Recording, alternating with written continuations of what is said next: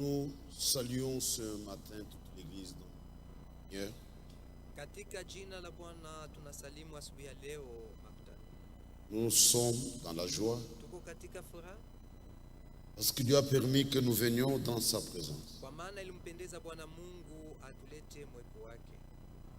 Je vous transmets les salutations du pasteur Mwamba de Kolwezi, Namiletea masalamu ya Pastor Mwamba wa Kukolwezi, pasteur Mangi de Jobour, Pastor Mangi wa Kujobu, et du pasteur Eddie Kalonji des États-Unis qui est en Afrique du Sud. na Je parle avec lui ce Pastor matin. Kalonji wa États-Unis kwa Afrique du Sud asubuhi ya leo.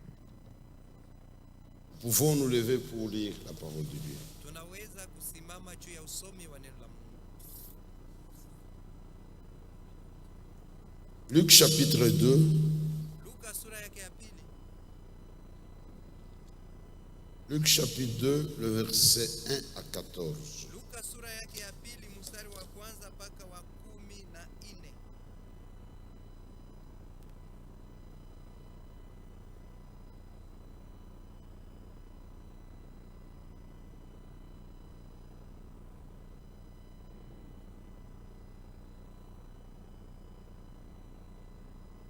Nous lisons la parole de Dieu. Tuko nasoma neno la Mungu. En ce temps-là, parut un édit de César Auguste ordonnant un recensement de toute la terre. Ile wakati agizo yenye kuandikwa ya mfalme Auguste ikaamuru wapate kusabia watu wote pa dunia. Ce premier recensement eut lieu pendant que Quirinius était gouverneur de Syrie. Hii kuhesabiwa kwa watu kwa mara ya kwanza kukafanyika wakati Quirinius alikuwa liwali wa Suria. Tous allaient se faire inscrire chacun dans sa ville. Watu wote walianza kwenda kijiji chake wapate kumtambua. Joseph aussi montant de la Galilée, de la ville de Nazareth, pour se rendre en Judée dans la ville de David, appelée Bethléem, Yusufu naye akaenda kule Galilaya katika muji wa Nazareti ili apate kwenda Muyudea katika muji ya Daudi yenye kuita Bethlehemu, parce qu'il était de la maison et de la famille de David, kwa maana alikuwa wa munyumba na wa mjamaa ya Daudi, afin de se faire inscrire avec Marie sa fiancée qui était enceinte. hivi apate kwenda kujiandikisha yeye na mke wake Maria alikuwa na mimba.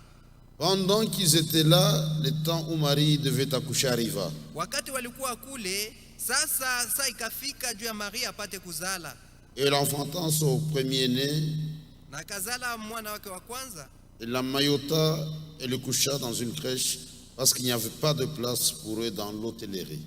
Akamfunika na akamweka katika hori, kwa maana kukuwe fasi muile nyumba ya kupokelea wageni.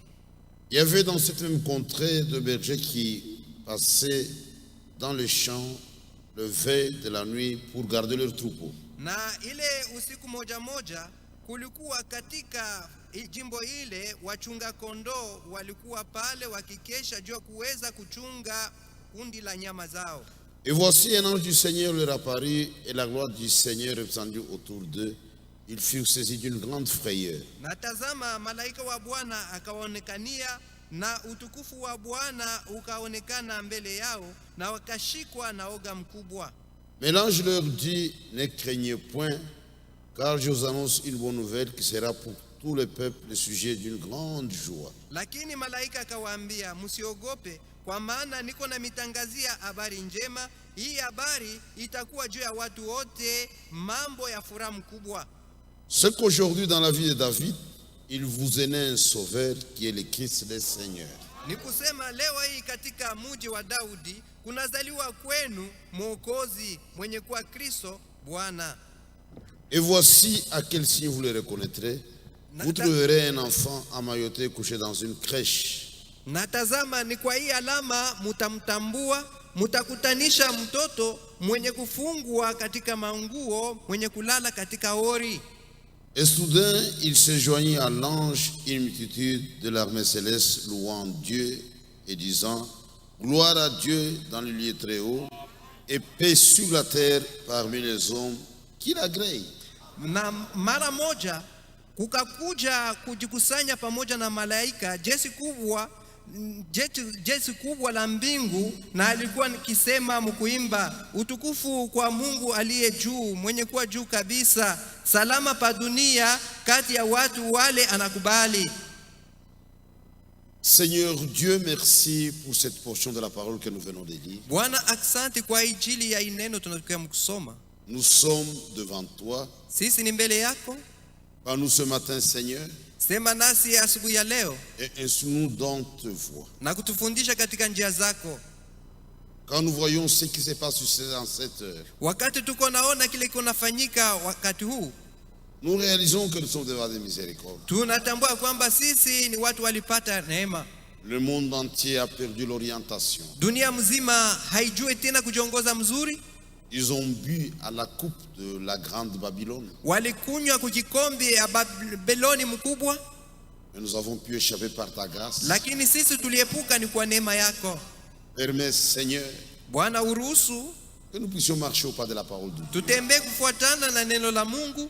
Et nous portons de très grandes responsabilités en cette heure. Na hii wakati tunachukua majukumu mkubwa, seul de refléter ta lumière. Ni ya kuonyesha nuru yako.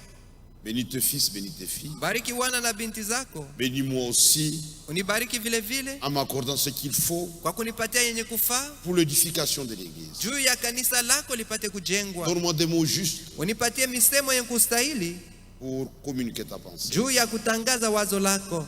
Et permets que chacun saisisse correctement ce qui sera dit. Na uruhusu kila mmoja apate kuelewa mzuri yote itanenwa. Enfin que tout se fasse pour ta gloire. Hivi yote ifanyike kwa ajili ya utukufu yako. Et pour notre édification. Na sisi tupate kujengwa. Bénis toute la communauté, Seigneur. Bariki makutano yote mzima. Garde-nous dans la paix, dans la foi. Utuchunge katika amani na salama na bénis tous nos conducteurs. Imani na ubariki viongozi vyetu. Bénis tous les hommes de Dieu, les ministres de la parole de Dieu. Na ubariki wote katika neno la Mungu. Qui œuvrent au milieu de nous. Wale watumishi wako natumika katikati yetu. Bénis aussi ton œuvre dans le monde entier. Bariki kazi yako vile vile duniani pote. Nous pensons de façon spéciale à notre frère Franck. Kwa upekee tunakumbuka mpendwa wetu ndugu Frank. Voyons déjà le poids de l'âge. Tunaona alishazeeka sana. Puisses le fortifier, Seigneur. Bwana, mtie basi nguvu. Pour ta gloire et pour ton honneur. Juu ya utukufu yako na heshima kwako. Fais de même aussi pour les vrais hommes de Dieu. Vile vile uifanye kwa ajili ya watumishi wa kweli wa Mungu. Wale uliamusha kwa kuweza kutumika katika mzabibu wako. Merci, Père. Asante Baba. J'ai ainsi demandé avec foi. Hivi naiomba na imani. Au nom de notre Seigneur et Sauveur Jésus-Christ. Ni katika jina la Bwana na Mwokozi wetu Yesu Kristo. Amen. Amen. Asseyez-vous. Mnaweza kuketi.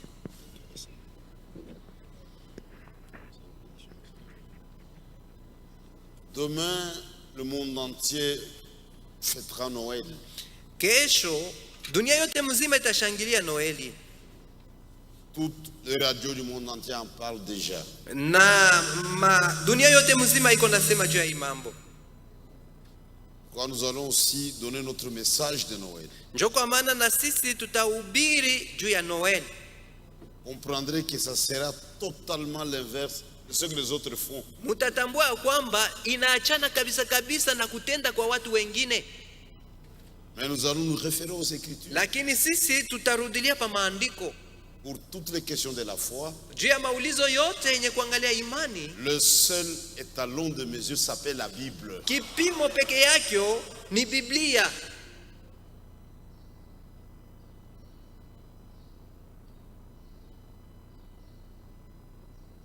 Et aujourd'hui, c'est l'anniversaire de frère Franck.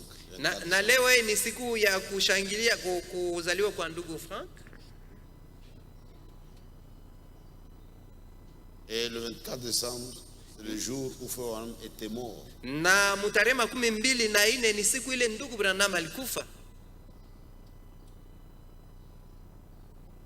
Priez pour cet homme de Dieu pour que le Seigneur le fortifie. Muombe huyu mtumishi wa Mungu Frank, Bwana Mungu amtie nguvu. Je pourrais peut-être répondre rapidement kwa haraka na tajikaza nijibu à deux préoccupations. Kwa maulizo mbili. C'est le même frère qui a écrit. Ni ndugu mmoja aliandika. Il m'a envoyé un message dans mon téléphone. Alinitumia mesali katika simu yangu.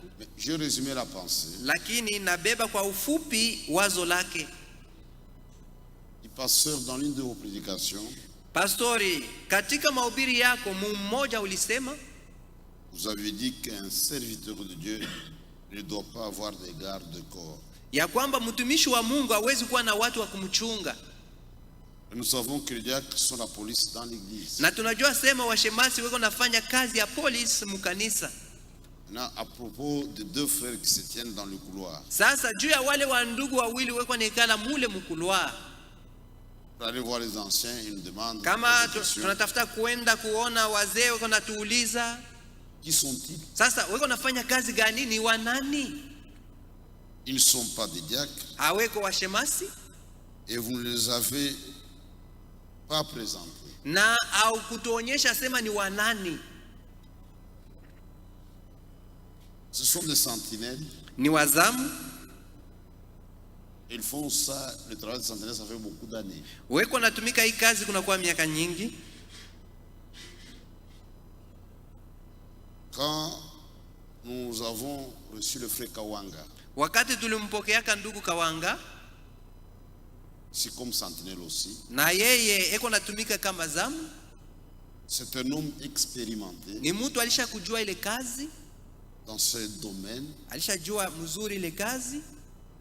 parce qu'il a fait cela à la Jacobine comme garde. Jua alianza kutumika vile kule kujekamini. Il a pu restructurer maintenant l'équipe. Sasa yeye ndio alifanya ile timu ya watu wa kutumika nao ikuwe mzuri, Et nous apprécions ce qu'il a fait. na tunafurahia kwa ile kazi. Vous vous rappelez, une fois, on nous a appelé ici, les sentinelles dormaient. Mnajua, mnaweza kukumbuka kwamba siku moja walikuja kutuiba, lakini wazamu walikuwa washalala. Agwata Mwabari. Et il ne savait même pas ce qui s'est passé. Lui, il est vraiment expérimenté, il a mis de l'ordre. Yeye alishajua kazi ile mzuri na alipanga vitu. Et nous apprécions cela. Tunafurahia kwa ile kazi. Imaginez dimanche, si les gens devaient entrer en désordre. Muzanie musiku ya Juma kama watu wanaweza kuingia vile wanataka Pour me voir, c'est une juu ya partie. kuniona. Parfois, dans le couloir, c'était full de gens. Masiku yengine utaweza kutanisha mule mkulwari watu wengi. Et on a demandé aux sentinelles de faire ça. Sasa tuliambia wale wazamu waanze kupanga vitu na kuongoza watu. Parce que ça, on ne peut pas demander au diacre. Ile hatuwezi kuipatia ikwe kazi ya washemasi, hapana. Le diacre travaille dans l'église. Washemasi wako natumika ni ndani ya kanisa. Ils sont la police dans l'église. Wako nafanya kazi ya polisi ndani ya kanisa. Ne sont pas la police chez le pasteur Haweko watu wenye kufanya kazi ya polisi kwa mchungaji wa kanisa, ou dans votre fête de mariage. au wakati unafanya karamu yako ya ndoa. Et je ne vois pas le diacre de Misi l'ordre. aone washemasi wako wapange C'est vitu dans hapa. l'église que nous Hapana, sommes wako ici ce natumika sawa hivi tunaikaa hapa. Et ce fait nous aide. Na wandugu wanatusaidia. Nous vous présentons les gens que vous avez choisis, par exemple. Tuko na mionyesha ni wale watu, kwa mfano wale mlichagua. Si un ancien est voté, vous le prenez Kama là. mzee wanamchagua, mtamuona, Un diacre, tutamionyesha un shemasi, administrateur. administrator. Je peux prendre un secrétaire pour m'aider à écrire. Mimi naweza kubeba na kalani moja juu ya kuweza kunisaidia kwa kuandika. Je lui donne, voilà. Mimi siwezi kwanza kumnyonyesha kanisa, huyu ndio kalani wangu, hapana. Même mon chauffeur. Hata ule Ni mwenye mon chauffeur kuniongoza, est là. mimi siwezi kuwa huyu ndio ataniongoza mgari, hapana. Vous allez seulement constater qu'il y a un chauffeur. Mtaona tu kwamba niko na mtu yuko ananisaidia kwa kunipeleka mafasi ya kuachana. Il y a quelqu'un qui est frère, pasteur à arranger ses notes. Saa Pour zingine secrétaire. kuko mtu yuko nasaidia pastori juu ya kuweza kupanga bila yuko naandika. Ce bâtiment est gardé par des sentinelles. Unaona hata hii nyumba iko na chungwa na wazamu Pendant la journée, pendant la nuit. usiku na mchana. Ça, c'est l'administration. Hii ni kupanga vitu, Donc, vous avez vos diacres, vos lakini anciens. mkanisa muko na wazee, muko na washemasi. Ça, c'est en dehors de ça. Ni nje ya kazi, ndani ya kanisa. Donc, que Dieu bénisse le frère Kawanga parce qu'il a mis vraiment de l'ordre. Mungu ambariki ndugu Kawanga, maana alipanga vitu mzuri. Même les sentinelles maintenant travaillent bien Sasa na wazamu wenyewe wanaanza kutumika mzuri, avec ce conseil, tout ça. na ile mashauri yote wanawapatia. Et alors maintenant, une bonne question, toujours le même frère. Sasa ni ndugu huyu moja moja analeta ulizo ingine Il mzuri. a demandé de référence à propos de l'aigle allemand. Ananiuliza, unaweza kutuonyesha kwa ile fasi walisha kusemea juu ya huyu tai wa Kijerumani? Oui, on doit maintenant faire un effort, Tunapasha kujikaza même en prêchant. hata wakati tuko na ubiri. Parfois nous pensons que tout le monde connaît déjà ça. Mara ingine tuko nadhania kwamba watu wote walisha kufahamu sawa vile tunafahamu. Il y a des frères et sœurs qui sont venus nouvellement à la foi. Kuko wa ndugu na wadada waliamini akuya kawia. Ils ont besoin d'avoir une base. Weko na lazima nao wakuwe na msingi. Cela se trouve dans la prédication, l'opprobre à cause de la parole. Hii iko katika mahubiri haya kwa ajili ya neno. J'ai la tradition de Shekinah. Niko na hii kugeuzwa kwa Shekina. Et dans cette tradition, on ne va pas tout lire. Hatutasoma vyote mwa hii kitabu. Depuis le paragraphe 17 Tutaangalia mstari wake ya 17 jusqu'au paragraphe 29. mpaka mstari wake ya 29. Il faut lire ça pour comprendre. Inafai kuisoma njoo utaelewa. Mais je prends le paragraphe 17 Nachukua kwa ile mstari wake ya 17 et le paragraphe 29. mpaka 29. Il m'est pourtant arrivé beaucoup de choses dans la vie, Japo ilishanifikia vitu mingi katika maisha, mais je n'ai jamais eu quelque chose comme ça. lakini siyafikiaka mkuwa na kitu kama ikile. Ce que je veux dire, qu'il a eu beaucoup de visions. Ni kusema alipata maono mengi, Mais il y en a deux qui se distinguent. des lakini autres deux. kuko mbili ile limushika sana, inaachana na ingine. Il faut lire tout ça, mais on n'a pas le temps. Le 29. Inafai kusoma yote. Sasa nafikia ku 29. Et là, il parle maintenant de la vision de la constellation. Sasa iko nasema juu ya ono ya mkusanyo wa malaika.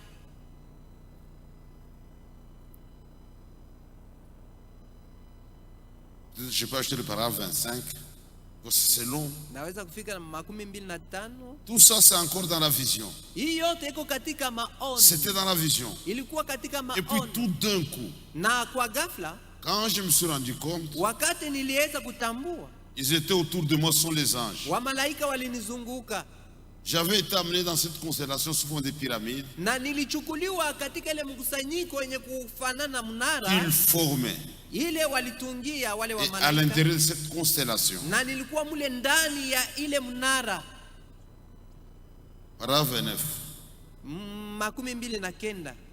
Je pense que la sensation la plus proche Nadhania kwamba ile kushikwa kwa nguvu sana à cela, kwa ile il faut en ile yenye kufanana que j'ai jamais ressenti ile siyapataka bado, était celle que j'avais ressentie quand j'étais à Zurich en Suisse. nilishikwa sawa vile nilishikwa wakati nilikuwa kuzuriche mule Muswisi. Quand il m'a montré cet aigle allemand Wakati Bwana Mungu alinyonyesha huyu tai wa Kijerumani qui observait ce cavalier anglais traverser l'Afrique, mwenye alikuwa iko na muangalia ule mpanda farasi alikuwa iko nenda kwa Afrika, et il a dit, na akasema tous ont péché wote walitenda zambi et sont privés de la gloire. na walikataliwa kwa utukufu ya Bwana Mungu. Si vous comprendrez, il Kama parle de la vision de la mnasoma constellation. yote, eko nasema juu ya ono ya mkusanyiko wa Dit, je malaika. pense que la sensation la plus proche à cela Nasema kushikwa kule nilishikwa yenye kufanana na ile était celle que j'avais ressentie quand j'étais à Zurich. inafanana na ile nilishikwa nayo wakati nilikuwa kule kuswisi mjiriki. Ces deux visions sont particulières. Hii maono mbili ni ya upekee. Et avant sa mort, Na mbele ya kufa kwa ndugu Branham c'est dans le message, ces paroles de promesse infaillible. ni katika ujumbe, hii maneno ya malako haiwezi Dit toutes kukosa. les visions que Dieu m'a données Alisema hivi, maono yote Bwana Mungu alinipatia se sont accomplies à la lettre, ilitimizwa mpaka vile Bwana alisema, sauf une seule vision. lakini kuna kosa tu moja, C'est la vision de la tente. ni ile ono ya hema. Dans cette vision, Katika ile ono il a vu une tente, alionaka hema, les gens entraient là-bas, watu walikuwa naingia mule sans membres, bila kiungo cha mwili, et ils ressortaient avec des membres, lakini kule ngambo walipata ile kiungo. sans rapport avec le troisième pôle. Inaambatana na ile pule ya tatu. Quand l'église fera de grandes choses. wakati kanisa itafanya miujiza na ishara, Et ça nous attendons. na tuko na ingojea. Frère Branham, avant de quitter cette terre, Ndugu Branham mbele ya yeye akufe, il avait déjà connu que na tai wa Kijerumani c'est c'était. pourquoi dans différents messages, il en parle ouvertement. Ndio kwa maana maujumbe kwa Aliua. chana eko na isema wazi wazi, il connaissait déjà l'aigle allemand. Et j'aime ça parce que la traduction de Na Shekinah. mimi napenda hivi kwa sababu ni watu wale kugeuza kwa Shekina waliandika. Mais les gens du message négligent ça. Lakini watu wa ujumbe hawapendi hata kusemea pa hii mambo. Et parfois, ils sont méchants. Mara ingine ni kwa roho mbaya. Une fois, j'ai eu à rencontrer les gens de Tonnerre. Siku moja nikutanishana na wale watu wenye kuamini asema Ils avaient parlé avec quelques frères. walizungumzaka na wandugu fulani fulani. C'est du bien bon, ça n'existe Ils pas. ont dit que ce sont des mensonges. Ile mambo ndugu Branham On nous a asikuisema. apporté. Bali tuambie. Mais si je vous montre, Mimi nasema sasa kama mimi si namionyesha tu nous montres, croire. wanasema tu ukituonyesha tutaamini. J'ai pris la voiture. Nabeba hii kitabu ya J'ai mahubiri lu. na wasomea. Mais qui est qui? Ils se sont tus. Mais pourquoi il n'y a pas? Mais ils n'ont pas Oh, pasteur, on nous a jamais montré ça. oh pasteur, Chez moi, ça. mais croyez, Vous avez dit que vous allez croire. mlisema sema mtamini. Oh, on nous a jamais montré ça. Aba tuonyesha kayo. Pourquoi ils ne montrent pas ça? Jua nini abaionyeshe? Ce sont des sentiments de culpabilité. Ile ni mania iko na wahukumu. Ils sont cuits. Walisha kushikwa mtego. Ils sont dans un cul-de-sac. Wanashindwa kwa kuendea. Encore on a quoi avancer. Ils ne savent plus avancer. C'est pourquoi il y a quelqu'un qui a eu du courage à Kinshasa. Joko maana kulikuwa mwenye alikuwa na uhodari kule Ah, Kinshasa. cet homme-là, c'est moi. Anasema ule mtu tai wa Kijerumani ni mimi. Ule C'est moi. Les frères Bana toi, avaient tu es parlé de Congolais. moi. Wewe kwa L'aigle Mkongomani. doit être allemand. Oh, Ule Congolais. tai anapasha kutokea ku Jerumani. Ils sont cuits. Walisha kushikwa mtego. Viko mu cul-de-sac. Hawajui kwa kuendea. Hakuna mna kutoka. Ils ne savent plus s'en sortir. Paka barujio kule bariangukia. Ils doivent rentrer d'où ils sont tombés. C'est la fin de l'aventure. Ni kumwisho sasa ile mizaa yao. Aventure inafika kumwisho sasa. Wanafika kumwisho ya mizaa yao. On ne joue pas avec la parole de Dieu. Hauwezi haupashi kucheza na neno la On Mungu. a un message. Oh, nous croyons au Je message. veux message. Ça c'est le message. Chimuyamini sasa. Croyez-le. Je crois que c'est ça. Nadhania njoo Mon hivi frère, je majibu. crois, on peut avoir ça à la bibliothèque. Hein. Nadhania tunaweza kuwa na hii kitabu kule kwa Nous avons, bibliothèque. il y a des brochures. Tuko na biblioteki yetu kuko vitabu ya Tu peux mahubiri. aller lire ça attentivement. Uende kaisome kwa utaratibu. Bon, je crois que j'ai répondu Nadhania à la majibu préoccupation du frère. kwa ulizo ya ndugu. Puis il a aussi parlé, j'ai vu ça dans mes messages. Et ça, ce Niliona vieux, mwenye ujumbe ya allez zamani. trouver de frère Franck. Si tu n'as pas ça, tu me vois, je peux vous trouver ça pour que tu fasses une Kama photocopie. kama una nayo Ou tu vois les gars qui doivent avoir ça. au uone washemasi watakupatia upate kuizidisha. Ça va. Revenons à notre message de Noël. Turudie ku ujumbe yetu ya Noeli. Le monde va fêter Noël. Dunia itashangilia Noeli. C'est la fête de la nativité de Jésus-Christ. Wako nasema ni kushangilia kuzaliwa kwa Bwana Yesu Kristo. Toutes les églises Makanisa yote s'apprêtent à fêter Noël. inajitayarisha kwa kushangilia hii siku. Mais c'est un drame. Lakini ni mambo tu alitungia. C'est vraiment terrible. Ni yaole ya mbaya sana. La naissance de Christ. Kuzaliwa kwa Kristo. Une fois, j'étais en Angleterre pendant la Noël. Siku moja nilikuwa ku Angleterre, ilikuwa siku ya Noel. Ce frère Jacques qui m'expliquait. Ni ndugu Jacques alikuwa ananifasiria. Frère Gérard, Ndugu Gerard alikuwa ananifasiria. je vais la prêcher ici. Alihubiria hapa. Il pasteur, Anasema pastori, j'ai des voisins terribles. niko na wajirani wananishangaisha sana. On fait une année sans se parler. Tunafanya mwaka mzima tuzungumziane. Mais le jour de Noël, Lakini siku ya Noeli, ils ils viendront toquer pour me dire bonjour. et puis c'est fini. Na kisha wanaenda watarudiaka tena. Il faut encore une année ces Kisha voisins. tena mwaka mmoja wa jirani wangu. On va plus se parler mpaka siku ya Noeli.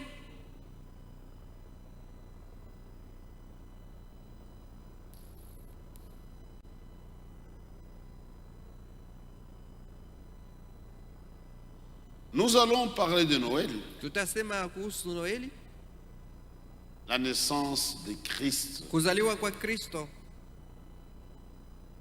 S'il n'y avait pas de vrai Noël, Hakungelikuwa Noeli ya kweli, il n'y aurait pas non plus de salut. hakuweza kuwa wokovu. Jésus devait naître. Yesu alipasha kuzaliwa. Dit un sauveur vous est né. Inasemewa mwokozi mmoja amezaliwa juu yenu. Le sauveur du monde doit naître. Mwokozi wa dunia anapasha kuzaliwa. Si vous avez quelque chose en dehors de ça, c'est faux. Kama uko na kitu yengine akuachana na hii ni ya uongo. Nous instruisons notre église. Tuko nafundisha kanisa letu Le message des anges, ujumbe wa malaika. c'est qu'aujourd'hui, Ni kusema leo hii dans la ville de David, katika muji wa Daudi un sauveur vous est né. mwokozi mmoja anazaliwa juu yenu. Le sauveur doit naître. Mwokozi anapashwa kuzaliwa. Il doit naître. Anapashwa kuzaliwa. Ça doit être un ange. Hawezi kuwa malaika. Il doit naître muntu. Mwokozi anapaswa kuzaliwa un homme. C'est pourquoi ce n'est pas le message. Ndio kwa maana mwokozi haiko ujumbe.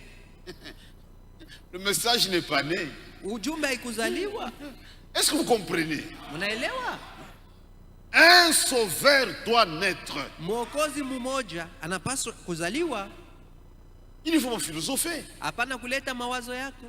Le sauveur du monde doit naître. Mwokozi wa dunia anapasha kuzaliwa. Ça doit être le message. Haiwezi kuwa ujumbe ni kuzaliwa. Ils allaient voir le message. Quel jour le message était né? C'est un fanatisme aveugle. Hii ni upendelevu wa upofu. C'est une séduction seulement. Na hii ni kudanganywa kukubwa. Un excès de zèle. Ni bidii. Mettez chaque chose à sa place. Sia kila kitu fasi yake. Un sauveur doit naître. Mwokozi mmoja anapasha kuzaliwa. Et il doit naître dans la ville de David. Na inapasha kuwa mumuji ya Daudi. Il ne doit pas naître à Kentucky. Hapashi kuzaliwa kule kwa Amerika ku Kentucky. Il doit être dans la ville de David à Inapasha Bethléem. kuwa mumuji ya Daudi mu Bethlehemu. Si quelqu'un peut nous séduire, Kama mtu anaweza kutudanganya, à quoi au Bethléem? saa zingine atokee ku Bethlehemu. Pas au Kentucky. Hapana, mtu alizaliwa kwa Amerika ku Kentucky. Kukananga. Alizaliwa kukananga Kongo. Kumbujimayi. Anazaliwa Kumbujimayi, Kuzambi. en RDC, en Zambie, France. en France. Il doit naître à Bethléem. Mwokozi anapasha kuzaliwa ku Bethlehemu. Dieu a donné tous les détails, même les petits détails. Mungu alisema juu Pour ya mambo que ya nous ne mwokozi puissions pas nous mupana tromper. bila kusema tusijidanganye. Kama on a au Kentucky ou du Si tu Cotola, as un sauveur qui est né au Kentucky, notre sauveur Tu est t'es né trompé. à Bethléem. mwokozi wetu alizaliwa ku Ouais, Bethlehemu. chérie. Le nôtre À Bethléem. alizaliwa ku Bethlehemu. Et notre sauveur n'est pas né au mois de décembre. Na mwokozi wetu hasikuzaliwa kwa huu mwezi wa Desemba. Hapana. Hapana, wetu en décembre. Notre hapana. n'était pas né en décembre. Le sauveur de la Bible, Jésus, n'est pas né au mois de décembre. Mwokozi mwenye kuwa mu Biblia Yesu Kristo asikuzaliwa mu mwezi wa 12. Hapana.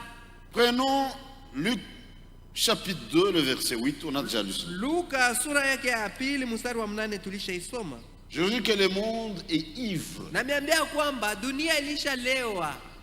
Un homme ivre perd l'orientation. Na mtu mwenye kuisha kulewa hajui tena kutembea mzuri.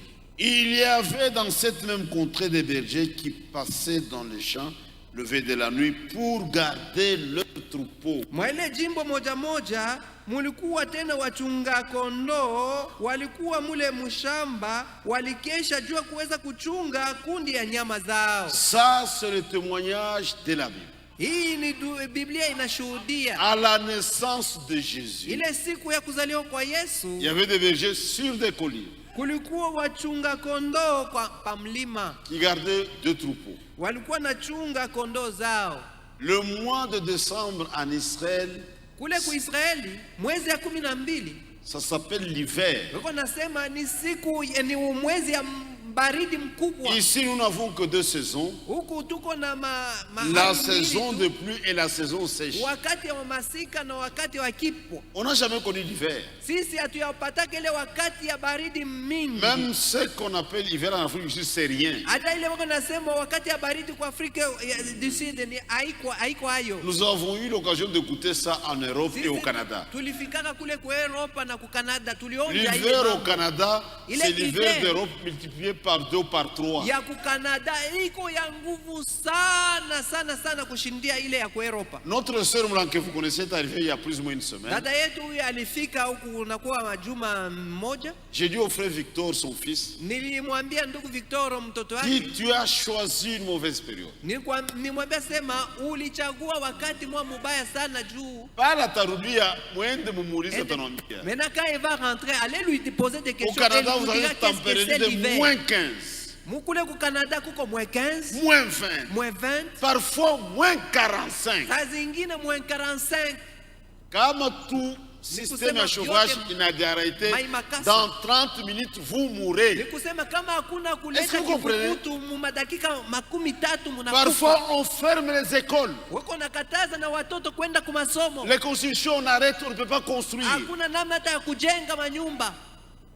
Si tu prends un verre d'eau, Ukikamata kilauli ya tu maji mets à l'extérieur. unatia nje, Le matin, c'est un bloc de glace. Le matin. asubuhi yote tafunikwa na mai makasa.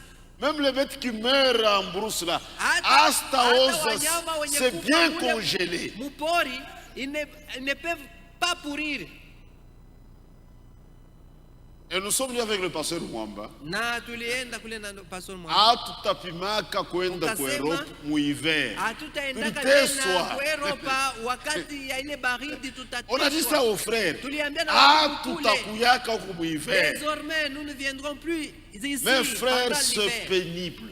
Wandugu na wadada namiambia ni mateso. Ici, nous avons l'habitude, quand il y a un deuil passé la nuit à l'extérieur, Mule au utacheza, unakufa bien. tunalala nje, mais en Europe vous allez mourir. ici nous amusons. Huku tuko na tuna Maintenant, regardez le témoignage de la Bible. sasa muangalie ushuhuda À ya la Biblia. naissance de Jésus, Kuzaliwa kwa Yesu il y avait des bergers sur des collines. kule kumilima kulikuwa wachunga En kondoo. Israël, au mois de décembre, ça n'existe Huyu pas. mwezi wa 12 hawezi kutanisha wachunga C'est kondoo contraire à kumilima. la nature. Juu ile maisha ya kule haiwezekani. Hawezi kucheza. Tu ne dois pas t'amuser. Jésus n'aurait pas pu naître en décembre et être en accord avec les Écritures. Yesu akupasha kuzaliwa mu mwezi wa 12 na kukuwa muambatanisho na maandiko, hapana. C'est un grand mensonge. Ile ni uongo tu. Le monde entier est trompé. Dunia mzima inadanganywa, Ils sont ivres. walisha levika Même les gens instruits. na watu walijifunza sana. Shibende ku Israël. Isaya ni Israel pendant cette période. Il n'y a pas de berger sur des collines. Hauwezi kutanisha wachunga kondoo kumilima, C'est impossible. haiwezekani. La nature dit que c'est faux. Na maumbile yenyewe inaonyesha kwamba iko vile. Mais watu washakulewa. Mais les gens sont ivres. C'est triste. Inaleta huzuni. C'est l'hiver. Ni wakati ya baridi ya maimakasa. Mais la vérité, c'est quoi? Sasa kweli ni nini? Quand les Romains ont embrassé le christianisme, Wakati watu wa Kuroma waliamini kwa Kristo, quand Jésus est né, c'était au moment de l'Empire romain. wakati Yesu alizaliwa ni Roma ilikuwa natawala dunia mzima. Donc, pour embrasser le christianisme, Nao wanaamini kwa Kristo, ils étaient des polythéistes, ils adoraient plusieurs walikuwa dieux. na budu miungu. Il y avait un dieu soleil. Kulikuwa ule Mungu alikuwa anaita jua, Sa fête, c'était entre le 21 décembre et le 25. na alikuwa anasherekea karamu yake mu mwezi wa 12. Ils ont changé ça pour dire que ce sera la fête du Fils de Dieu. Wanabadilisha, wanasema sawa, hivi tulikuwa na Mungu jua, hapa sasa tutasherekea Mungu, mwana wa Mungu. C'est ça la vérité. Njoo vile. Et on a pris le 25 décembre. Na wanasema mtarehe 25 tutasema njoo mule Bwana Yesu alizaliwa. Et en plus de cela, Na zaidi ya ile, c'est devenu une affaire commerciale. ile siku inakuwa siku ya kufanya biashara. En Afrique déjà, un mois avant, Humu kwa Afrika mwezi moja mbele ya ile siku, dans les grands centres commerciaux, mumafasi mkuu ya kubiashara vous avez des sapins de Noël. walisha Une kuweka affaire masapin commerciale. de Noël manini jutu ya kuuzisha. En Angleterre, il y a des petits Angleterre. sapins. C'est plus cher, ça dépend des moyens. Muko tumasapin tulogo tudogo, Sapin de Noël. kabambi ni iko bei sana, Lapin kufuatana de na- Noël, na fedha ya mtu. gâteau de Noël. Oh, sungura ya Noele, gato ya Noele. La crise économique a réglé certaines choses. Sasa kukosa kwa fedha kunaanza kuleta majibu kumambo Zaman, mengi. même ici au Congo, Autrefois même Noele, hata Noele. watu walikuwa Dans le chocolat, on wanakula, wanalevika, oh Noele wanalalamika. on doit porter de nouveaux habits. Inafaa kila mtu abadilisha akuwe na Watoto, mavazi ya Noël, sasa. Noël, bankuku, Même les enfants Noël, ils doivent Noël. manger des poulets gorgés. Même les éleveurs, Na wale wenye ils kufuga préparaient des poulets pour Noël. Ça, tout walikuwa ujisha. na chunga wa kuku wa kuuzisha siku ya Même Noel. les commerçants. Hata wafanya biashara Wataenda ku Dubai, hizi wa Dubai bintu ya Noël. et pour chercher les choses à vendre à Noël Si ça traîne à la douane, pendant la période de Noël. Quand tunatembea kama kule, unaona mista ujishe tena. Oh. Ni hapa sasa. je dois écouler ma marchandise tout de suite, sinon je ne saurai plus. Crise économique. Crise économique. Wakimya. Batu bana kwa kimya. Noël. Noël. En pombe. Et ils doivent acheter la bière. La même nuit là, Ile usiku moja moja ya Noeli, il y a des hommes qui brisent leur mariage. huko wanaume wanavunja ndoa, Les hommes et les femmes. wanamke wanavunja ndoa, Il y a des filles qui sont abîmées le jour de Noël. wabinti Alishakulewa wanapoteza ivre à mort. ubikira kwa maana walilevika. Tout ça, Noël. Yote wanasema sikukuu ya Noeli Une affaire commerciale. ni mambo ya kuuzisha. Hii Pranga business. mambo ya kuuzisha, Batawisha sana ils doivent beaucoup vendre. au nom de Jésus. Watasema ni juu ya siku ya Yesu kuzaliwa. C'est faux. Ni mbaya, Frère, le monde entier a été trompé. dunia mzima inadanganywa Et ça, c'est grave. na inakuwa mubaya zaidi. Le monde est ivre. Dunia inalewalewa, Ils n'ont même pas le temps de vérifier. hawana na saa ya kuweza kuchunguza.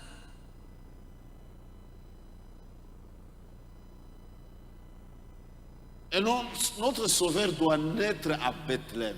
Na mwokozi wetu anapasha kuzaliwa ni ku Betlehemu, Pas en Amérique. haiko kwa Amerika, Pas en Amérique. haiko kwa Amerika. Ana ku Kentucky hapana. Ne vient pas de Kentucky. L'homme de Kentucky. Oh, huyu mtu wa Kentucky Il doit être à Bethléem. anapasha kuzaliwa ku Betlehemu, Dans la cité de David. mumuji wa Daudi. Et dans la chair, il est même appelé fils de David. Na mumwili wanasema ni mwana wa Daudi. Quand il pose le nom de fils, Wakati anachukua jina ya mwana, fils de David, wanamuita mwana wa Daudi, fils d'Abraham, mwana wa Ibrahimu, fils de Dieu, mwana wa Mungu, fils de l'homme. mwana wa mtu. Il a 4 titres. Eko na majina ine. Le sauveur, Yeye ni mwokozi, fils d'Abraham, mwana wa Ibrahimu, fils de David, mwana wa Daudi, fils de Dieu, mwana wa Mungu, fils de l'homme. mwana wa mtu. Ça, appliquer ça, Paulo Kambitene. Maintenant, essayez d'appliquer ça sur ton sauveur là. Si S'il ça va peut s'accorder. porter ces 4 noms, Kama ile majina yote tamwenea yeye, tu seras bloqué quelque part. utashindwa.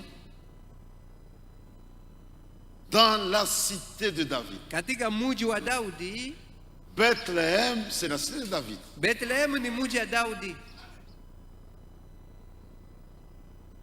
Et il est né là-bas. Na alizaliwa kule. Prenons Michée, Mika au chapitre 5. sura yake ya 5.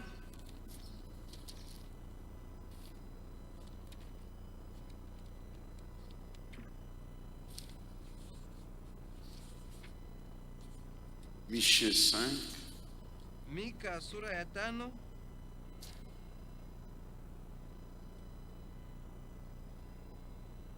Le premier verset seulement. mstari wake wa kwanza. Et toi, Bethléem, Na wewe Betlehemu Ephrata, Efrati, petite entre le milieu de Juda, wewe mdogo kati ya miji maelfu ya Yuda, de toi sortira pour moi celui qui dominera sur Israël, ni ndani yako kutatoka juu yangu yule atatawala et Israeli, dont les activités remontent aux temps anciens, na yeye mwanzo yake inaanzia tokea zamani. au jour de l'éternité. Yeye anatokea mumilele. C'est une prophétie. Unabii. Dieu annonce les choses Mungu anatangaza avant que cela n'arrive. vitu mbele yavyo kufika. Il y a de grandes villes en Israël, Kuna miji mkuu ndani ya Israeli, mais Dieu va choisir une petite ville. lakini Mungu akachagua kamji kadogo. Et toi, Bethléem Ephrata, Na wewe Betlehemu Efrata, petite entre les milieux de Juda. wewe mwenye kwa mji kidogo kati ya miji elfu Regardez comment Yuda. notre Dieu fait les choses. Mwangalie vile Bwana Mungu wetu anatenda. Il n'a pas pris Jérusalem, Asikuchukua Yerusalema, Gilgal. asikuchukua Il va Gilgali, prendre une petite ville anachukua kamuji kadogo parmi les villes de Juda. kati ya miji yote ya De Yuda. toi sortira Ni ndani yako mtatoka, à Bethléem, pas ailleurs. ni mu Betlehemu, haiko mumuji yengine. Il fallait surveiller la prophétie. Ilifai kuchunguza unabii. Maintenant, le temps arrive pour que cette prophétie s'accomplisse. Sasa wakati kafika unabii upate utimizo. Vous connaissez l'histoire. Munajua mambo vile ilikuwa. Une vierge doit concevoir. Bikira alipasha kuchukua mimba, Et Dieu aussi a choisi une vierge. na Mungu naye akachagua bikira, Dieu va la prendre dans la ville la plus polluée, akaenda kumchukua katika muji yenye kuwa na watu wa maisha mbaya, Nazareth. Nazareti. Souvenez-vous de la réaction de Nathanaël. Mukumbuke namna ile Nathanaeli alitendaka Quelque wakati chose de bon walimwambia. peut-il venir de Nazareth? Akasema, je, kunaweza kutokea mtu mzuri La ville la plus ndani polluée. ya Nazareti, ile muji ya watu wa maisha mbaya? Et dans cette ville, Dieu a trouvé une vierge. Na mwa ile muji Mungu akapata mubikira C'était moja. fou Nabandumba. C'était plein de prostituées, Mais il y avait une vierge. lakini ile muji mlikuwa bikira Dieu mmoja. a toujours de témoins. Mungu wakati yote nikaka na washuhuda. La ville la plus polluée.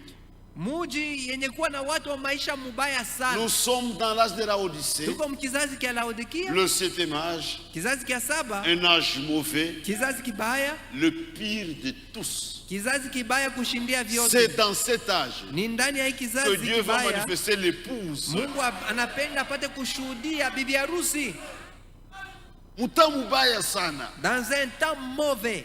Les gens disent, Watu wanasema le vrai chrétien, ça n'existe plus. mkristiani wa kweli haiko tena. Je vous dis qu'il y a de vrais Na chrétiens. niambia kwamba mkristiani wa Des kweli hommes et des kwako, femmes. mwanamke mwanaume Même des jeunes gens. na wa vijana wa binti Banamini vya qui kweli. croient réellement.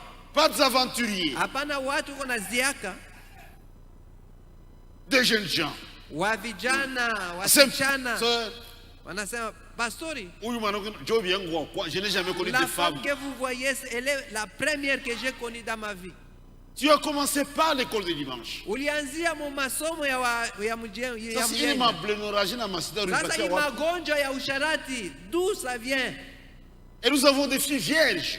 Lakini tuko na wabinti wa bikira Dans cet âge na hii mauvais, kizazi kibaya cha usharati. nous avons le vieux évangile. Tuko na injili ile ya zamani. Les filles doivent amener la virginité dans leur mariage. Wabinti wanapasha kuingia mundo wa bikira. Si j'en parle ça à la télévision, mais ce prédicateur Nikisema vient de hii l'Antiquité. television watasema huyu anatokea masiku ya zamani sana, huyu haiko wa leo. Il y a même des pays qui ont légalisé l'adultère. Na kuko mainchi inakubali watu waanze kufanya usharati. Mpaka ule Afrique du Sud au Caribou. Afrique du Sud qui est tout près de Tu chez ne nous. peux pas aller au tribunal afin de Hawezi kwenda Ah unaenda bah kupeleka sema iue. alifanya busharati. Ils ne savent pas ça. Une femme mariée parle avec plusieurs hommes, il n'y a pas de problème. Mwanamke mwenye kundoa anaweza kuwa na bwana wengi, hakuna C'est shida. la fin, Jésus revient bien. Tunaisha fika kumwisho, Bwana Yesu yuko narudia hapa sasa. Marie se trouvait à Nazareth, la ville la plus polluée. Maria Vierge. alikuwa mwa hii mji Nazarete, mule mlikuwa washarati sana, lakini yeye alikuwa bikira. Et son fiancé Joseph était de la famille de David. Na mchumba wake Yusufu alikuwa wa nyumba ya Daudi. Dieu respecte la parole. Mungu yuko naheshimia neno. Il a fiancé une vierge. Alichumbia bikira. Mais chose étrange, Sasa kitu kilishangaisha, après quelque temps, kisha tu wakati masiku il kidogo constate que Marie est déjà grosse. akaona ya kwamba Maria alikuwa na mimba. Mais je ne l'ai jamais connue. Mimi yesi alalaka naye, Elle est quoi troublée. mais ilimvuruga. Et il connaissait les lois en Israël. Na alijua sheria ya Muisraeli. Il dit, si je dis ça, Anasema nikisema waziwazi Marie sera lapidée. watamuua Maria kwa mawe. C'est comme ça que ça s'est passé. Ni vile walikuwa natenda Muisraeli. Tout qui s'est prostitué, Binti wote alikuwa anafanya étant dans la undumba, maison des parents, wakati kwa nyumba ya wazazi on devait la lapider. walipasha kumuua kwa En kumpiga commençant mawe. par son père. Ni baba yake alipasha kwa wa C'est-à-dire kwanza la kumpiga tuer jiwe, par jet de pierre. kumuua kwa mawe. Mais c'était un homme de bien. Lakini alikuwa mtu mwema. Anateswa. Il souffrait en lui. Si j'ai dit ça, on va lapider. Nikisema watamuua kwa mawe. C'était un homme de bien. Alikuwa mtu mwema. Il ne voulait pas la diffamer. Anasema sikupenda kumfezeresha. C'est le terme que la Bible utilise. Ni ile matamko Biblia Un homme inatumia. de bien ne diffame sa femme. Mtu mwema hawezi kufezeresha mke wake. Même si elle a mal agi, Hata kama alitenda mbaya, il ne peut pas la diffamer. hawezi kumfezeresha. Un homme de bien. Mtu mwema, Quiconque fait ça n'est pas un homme de bien. yeyote ko nafezeresha mke wake haiko mtu mwema. Un homme de bien ne diffame pas sa femme. Mtu mwema hawezi kufezeresha mke wake. J'aime que cela vous pénètre. Napenda ingie ndani yenu. Il y a des scandales dans cette église. Kuko vikwazo ndani ya kanisa. Comment tu peux demander à ta femme, Je, unaweza kumwambia mke wako comme punition, na je kukuapiza attends kama ni magoti kichwa chini mikulu yulu, qu'il puisse uko frère uko nani? s'agenouiller, Mais qu'elle puisse effrayé. mettre la tête sur au sol, C'est du les jambes en jamais l'air. Uko mtu wa je hatuyaonaka vitu ya hivi. Oui, le message contre le vrai Oh. chrétien honore leurs femmes. Wakristiani wa kweli weko naheshimia wa Nous bibi yao. honorons nos femmes. Tuko naheshimia wa bibi yetu. Tu ne peux pas la diffamer. Hauwezi kumfezeresha kumpatisha haya. À genoux devant les enfants. Apige atwange magoti mbele ya Ndio punition watoto. gani ile? Ça c'est quelle sorte de punition? Twanga magoti kule. Agenouille-toi là-bas. Tu n'es pas un homme de bien. Hauko mtu mwema. Tu es un méchant, Uko mtu mbaya. un sadique. Mtu wa kutendeana vibaya. Tu n'es pas correct. Hauko wa sawa. Hauna Roho Mtakatifu. Tuna pale Je me Saint-Esprit. demande si tu es même né de nouveau. Na Je niko pose la najiuliza question. kweli kweli Niko ulishazaliwa mara ya najiuliza, pili? kama uko né de Je pose des nouveau. questions, si tu C'est es né de quelle nouveau. nature? Ni Tu tabia ressembles à gani? qui? Unafanana na Tu nani? lui ressembles à notre père, Au fanane na baba yetu? ton père. Wewe unafanana na baba yako. C'est un homme de bien. Yusufu alikuwa mtu mwema.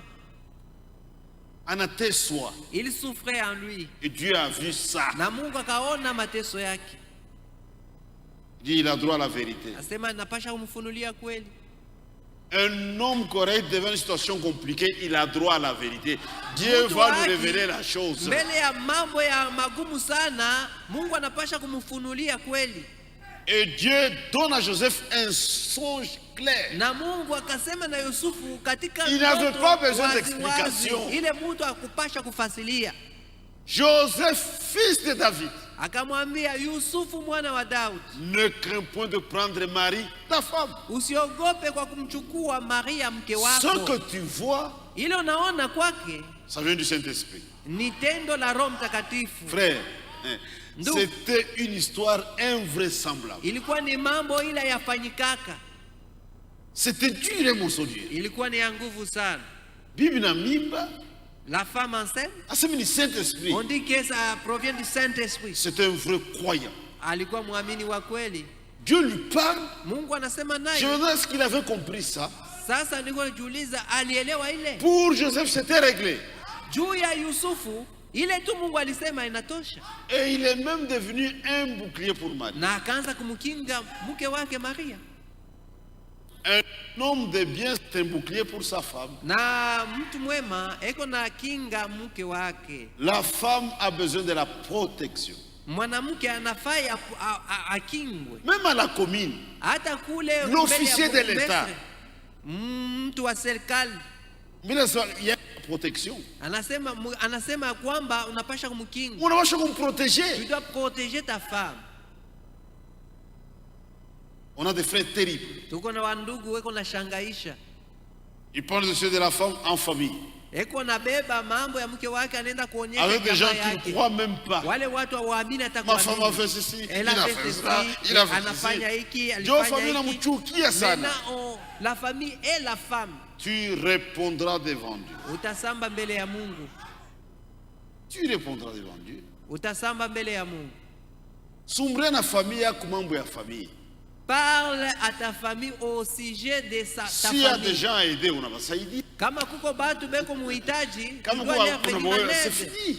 Unaisha. Les dossiers de ta femme, c'est toi. Mambo ya mke wako ibakie na wewe mwenyewe. C'est toi le chef de la femme. Ni wewe mwenye kuwa sultani wa mke wako. On ne traite pas ça en famille. Hauwezi kupeleka mambo ya mke wako mjamaa yako. Nous devons prouver que nous croyons. Tunapasha kuonyesha kwamba tunaamini. Si mon petit frère a fait avec sa femme, Kama mdogo yangu yeye eko na mambo na mke wake, anakuwa kuna nitampatia makonseil gérer il vie vient yake. me voir, nitamshauria amsaidie aongoze mke On ne wake. peut pas convoquer une réunion de famille Hatuwezi kuita jamaa yote et mzima on prend une décision. na tunachukua mpango juu ya mke.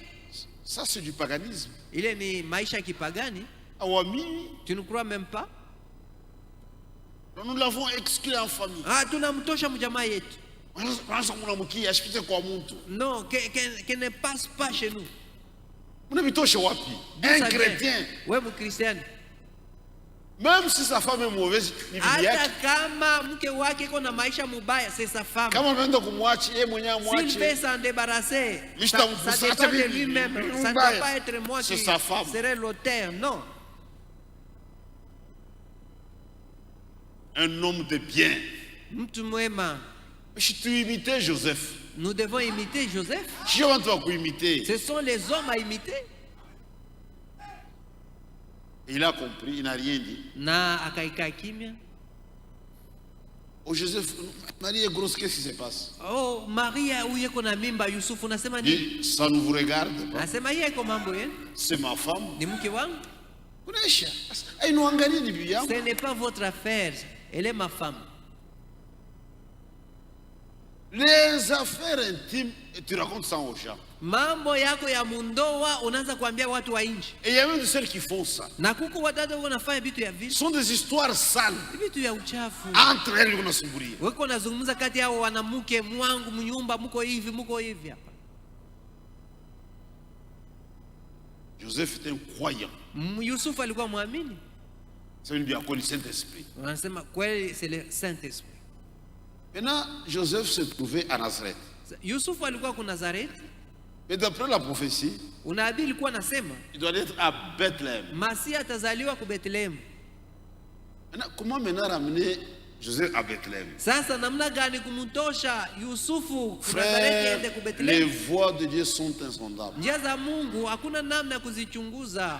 Dieu pouvait lui parler. Mungu alikuwa na uwezo wa kuzungumza Mais naye. où est-ce que Bethléem a passé ça? Va rentre Dans à un Bethlehem. songe, dans une vision, même par Au une voix audible. ndoto au muono au kwa sauti, Mais il ne l'a pas fait.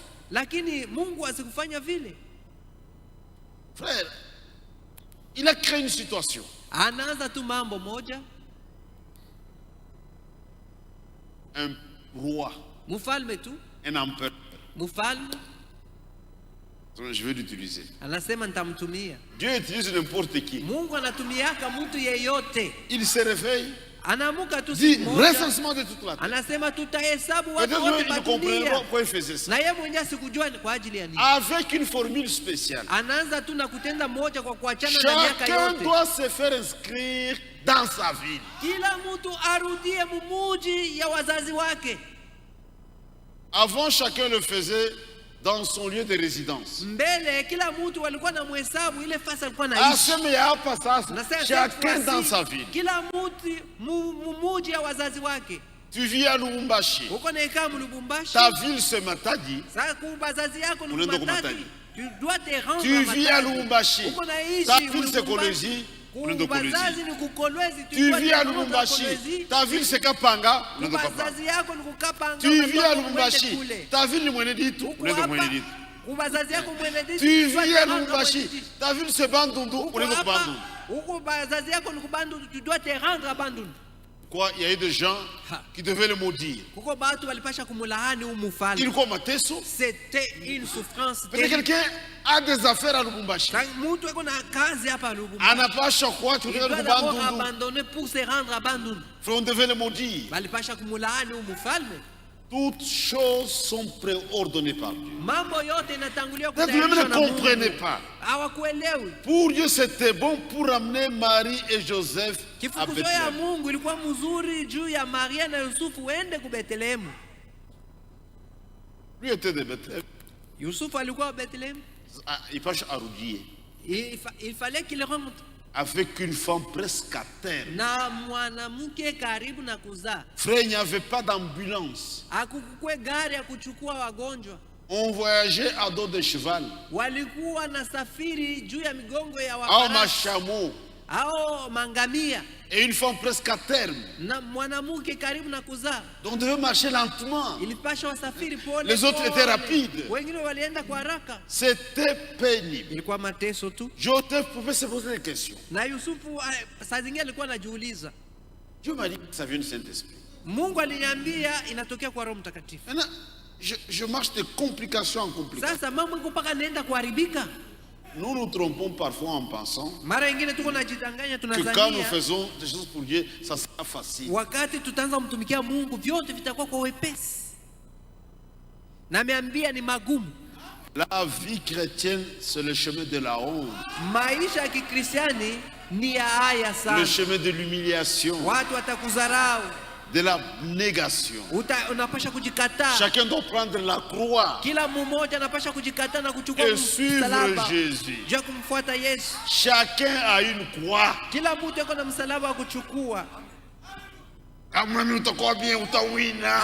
Quand tu seras croyant, tu seras à l'aise et tu auras Non, beaucoup d'argent. non, non, non. Haiko vile. Nous sommes sur le champ de bataille. Tuko muvita. On doit vaincre. Unapasha upata ushindi. Ce n'est pas un chemin de facilité. Haiko njia ya wepesi. Joseph et Marie arrivent maintenant à Bethléem. Sasa Yusufu na Maria wanafika ku Bethlehemu, Un voyage difficile. kisha kusafiri kwa magumu. Maintenant, ils cherchent quand même un loyer. Sasa wanasema tutafute kofasi tutapangia. Frère, anaenda kuma hotel yote. Hakuna Il est fwash. allé partout. Il n'a pas trouvé d'endroit. Alors, la dernière chambre, on vient de la prendre. Sasa Il y a anafika 5 huko asema, minutes. oh, chumba ya mwisho wanaingia amo hapa sasa. Anashunguruka partout. Il est allé partout. Aucune place à l'hôtellerie. Hakuna nafasi kunyumba ya kupokelea wageni. Peur, c'était un agneau. Alikuwa mwana kondoo Yesu. Il y avait un problème. Kulikuwa magumu, kulikuwa mambo. Tout l'Ancien Testament, Agano la kale on utilisait des bêtes pour couvrir les péchés. walikuwa natumia wanyama juu ya kufunika dhambi. Ces animaux étaient utilisés comme substituts. Nao walikuwa nabeba fasi ya, Il fallait l'agneau parfait. lakini ilifai mwana kondoo kamilifu. Mais l'agneau ne doit pas être à la maternité. Mwana kondoo hawezi kuzaliwa fasi ya kuzaa. L'agneau doit naître à l'étable, Anapasha kuwa katika pas hori. dans une maternité moderne. Hapana fasi ya waganga. Anashinda fwash hotel. Il n'avait pas de place à l'hôtel. Maintenant, il se retrouve à l'étable avec sa femme. Sasa anajikutanisha katika hori na mke wake Parmi les agneaux.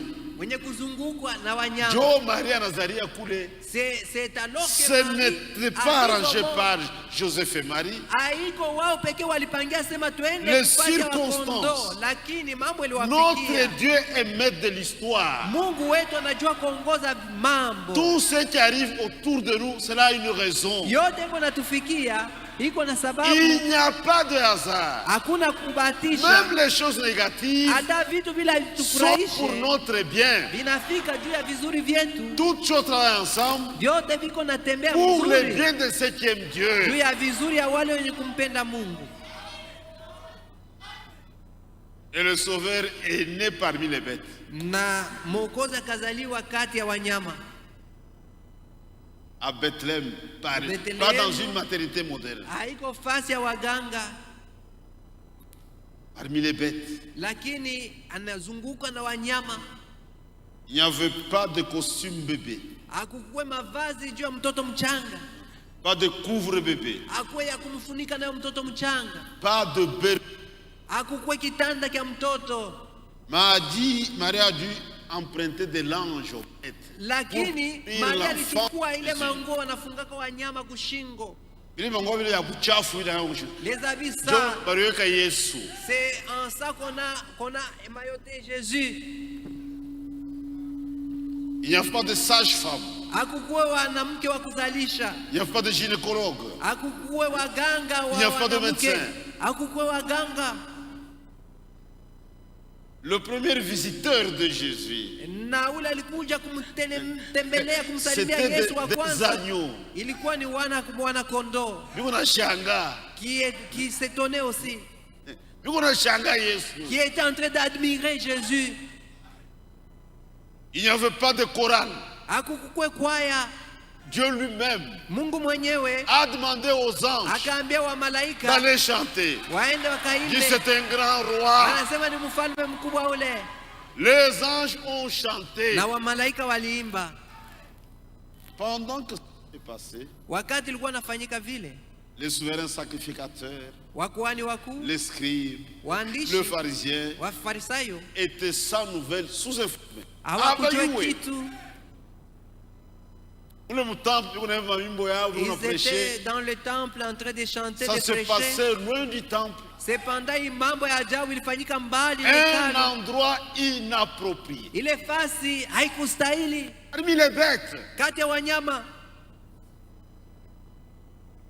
Frère, c'était grave. Ilikuwa magumu sana wa ndugu.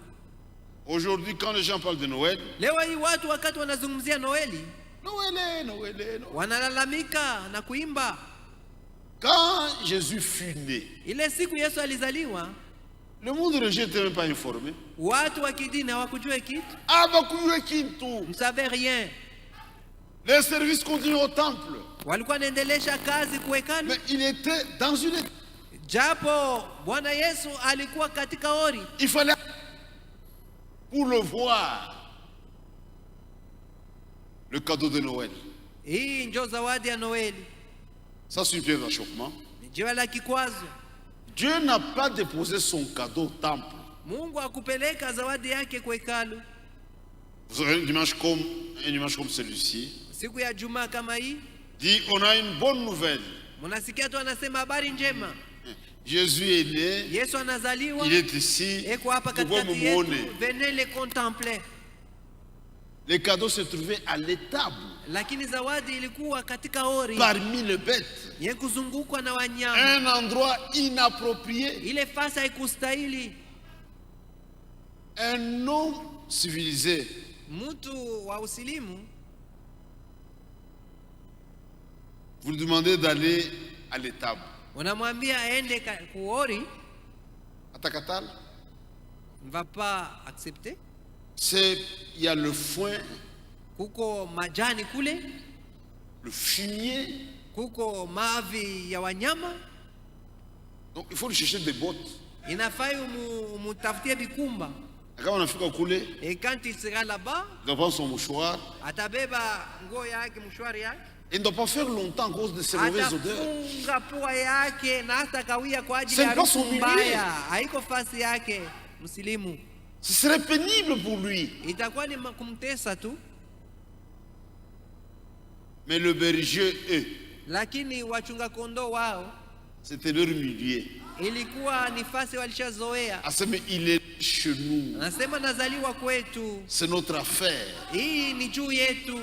Il est déjà habitué à ça. Walikuwa ishazoea ile harufu mbaya.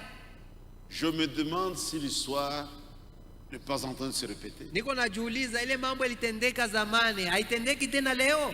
Christ, il est le même hier, Yesu Kristo ni yule yule jana, leo, aujourd'hui et pour toujours. hata milele, habadiriki. Bethléem. Bethlehemu. Et même la ville a une signification. Na hii muji iko na maana yake. Bethléem. C'est la maison de Dieu Ni nyumba ya Mungu. où se trouve le pain de vie. C'est ça la signification de Bethléem. Nyumba ya Mungu, fasi yenye kuwa mkate ya uzima. C'est la maison de Dieu Nyumba ya Mungu, où se trouve le pain de vie. ndani yayo mko mkate ya uzima. Où se trouve le pain de vie. Fasi yenye kuwa mkate ya uzima. C'est ça la signification de Bethléem. Njo maana ya hii jina Bethlehemu. Jésus ne pouvait pas naître ailleurs. Haikupashi Yesu azaliwe fasi yengine. Bethléem.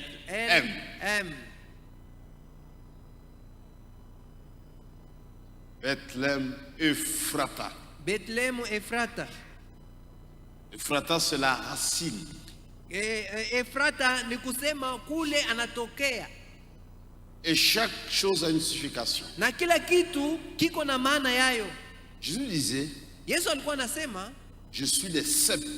mimi ni mti, Vous êtes un sarment. nyinyi ni matawi. Et quand il était sur cette terre, Na wakati alikuwa hapa dunia, Bethléem avait une particularité. Bethlehemu ilikuwa na hali yayo ya upekee. La meilleure eau se trouvait à Bethléem. Maji njema ilikuwa ni ku Bethlehemu. Rappelez de David, Mkikumbuka Daudi, pendant son temps d'humiliation, wakati alifedhereshwa na kufukuzwa, loin de Bethléem, alikuwa mbali na Bethlehemu, il dit, akasema, qui me fera boire cette eau de Bethléem? ni nani atafanya C'était nikunywe une eau maji à ya part. Bethlehemu? Ilikuwa maji tamu.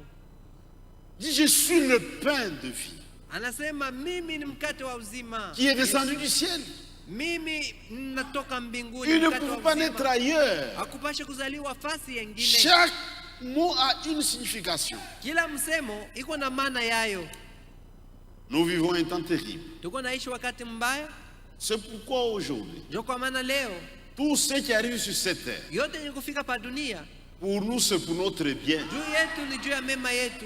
Il y a des choses qui arrivent Kuko vitu que nous, on vinafika n'apprécie pas. sisi hatufurahiwe, Mais plus tard, lakini kisha No. sasa tutakumbuka Dieu tunasema avait ndio, permis ça Mungu pour aliruhusu telle mambo raison. ifike, ni Et juu nous ya glorifions sababu le hii, Seigneur. na tunamsifu Mungu. Même une chose négative, Hata kitu kila dit le kitufurahishe, Seigneur connaît. tutasema tu Bwana Mungu S'il a anajua kwa permis ajili ça, ya nini. il y a une aliruhusu. raison. David, pendant son temps d'humiliation, Daudi wakati alifukuzwa mji yake, un infirme, mtu mwenye kuwa na ulema Shimei, Shimei il crache sur David. akamtemea vikozi. Mais les gens qui étaient avec David, c'est Sasa fanatique. watu wale walikuwa na Daudi wakasema, Dit qu'on coupe la tête à ces chiens. tukate kichwa ya huyu David mbwa. dit stop. Daudi akasema msisubutu, C'est Dieu qui lui a dit de faire ça. ni Bwana Mungu alimwambia afanye hivi. Le Seigneur connaît. Bwana Mungu anajua. C'est ça un chrétien. Njoo Mkristiani, On t'injurie, wanakutukana, le Seigneur connaît. unasema Bwana Mungu anajua kwa ajili ya nini. Mungu anayua. Dieu sait. Ne sortez pas de la parole de Dieu. Musitoke mneno. Mungu anayua. Dieu seul sait.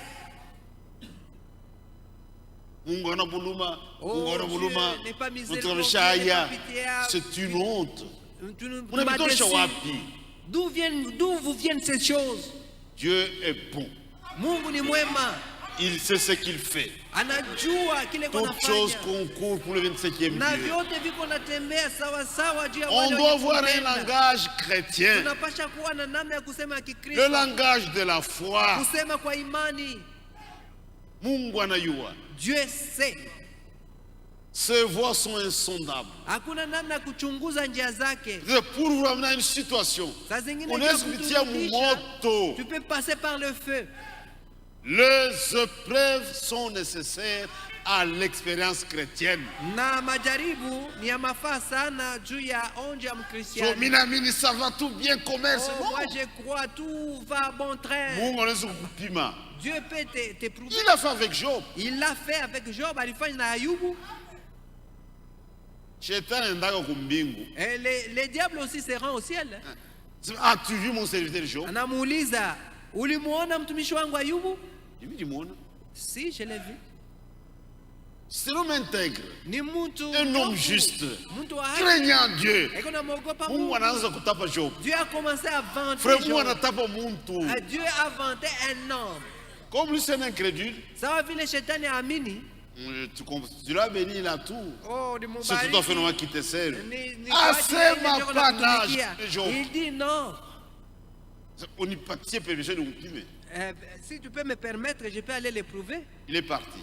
Akaenda En un seul jour, siku moja tu il a détruit toute la famille de Job. akaua watoto wa Batoto Ayubu, bote. tous Il a ses enfants. toute la richesse.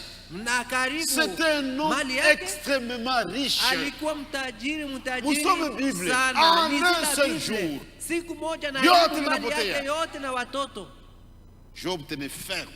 lakini akasimama muimani, Ce que tu vois, si je touche, akamwambia unaona, À nikigusa sa tu santé. afya yake mwili je suis wangu, certain qu'il te maudira en face. nakwambia atakulaani mbele. Anenda, Il est allé.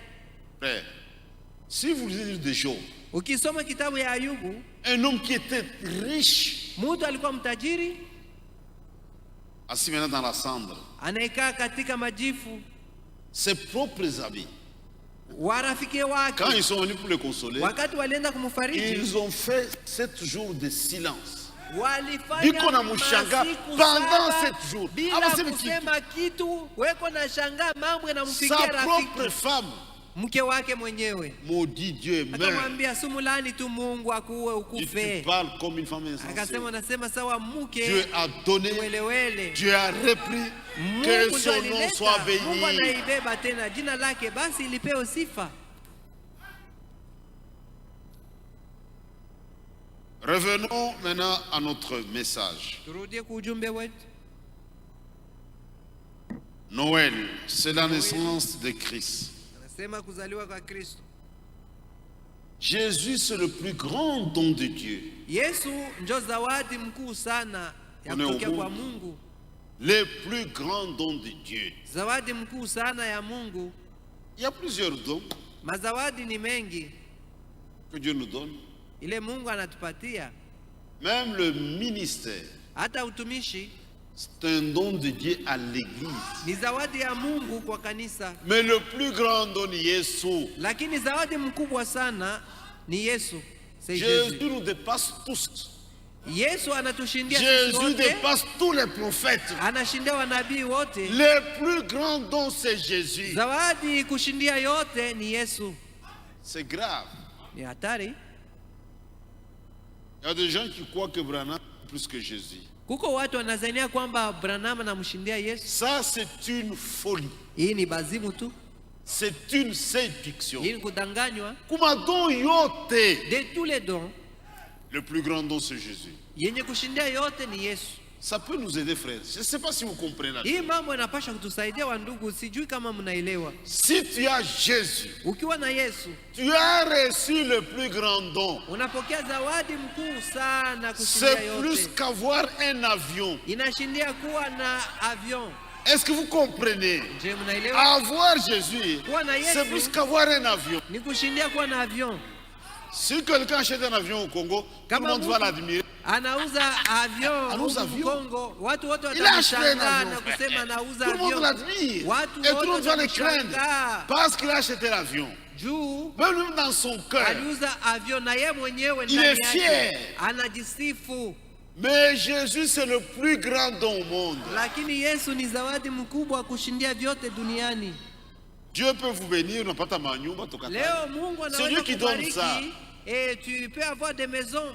C'est Dieu qui donne. Peut-être beaucoup de maisons à Lubumbashi, Saa zingine À nyumba Kinshasa, mengi Lubumbashi, Kinshasa, en Europe, kwa Europa, aux États-Unis. kwa Amerika. Nous glorifions Dieu pour ça. Tutamsifu Mungu kwa kwa Mais le manyumba na plus kubwa. grand don, c'est Jésus. Lakini ya kushindia Jésus manyumba dépasse yote toutes ces choses-là. ni Yesu Kristo.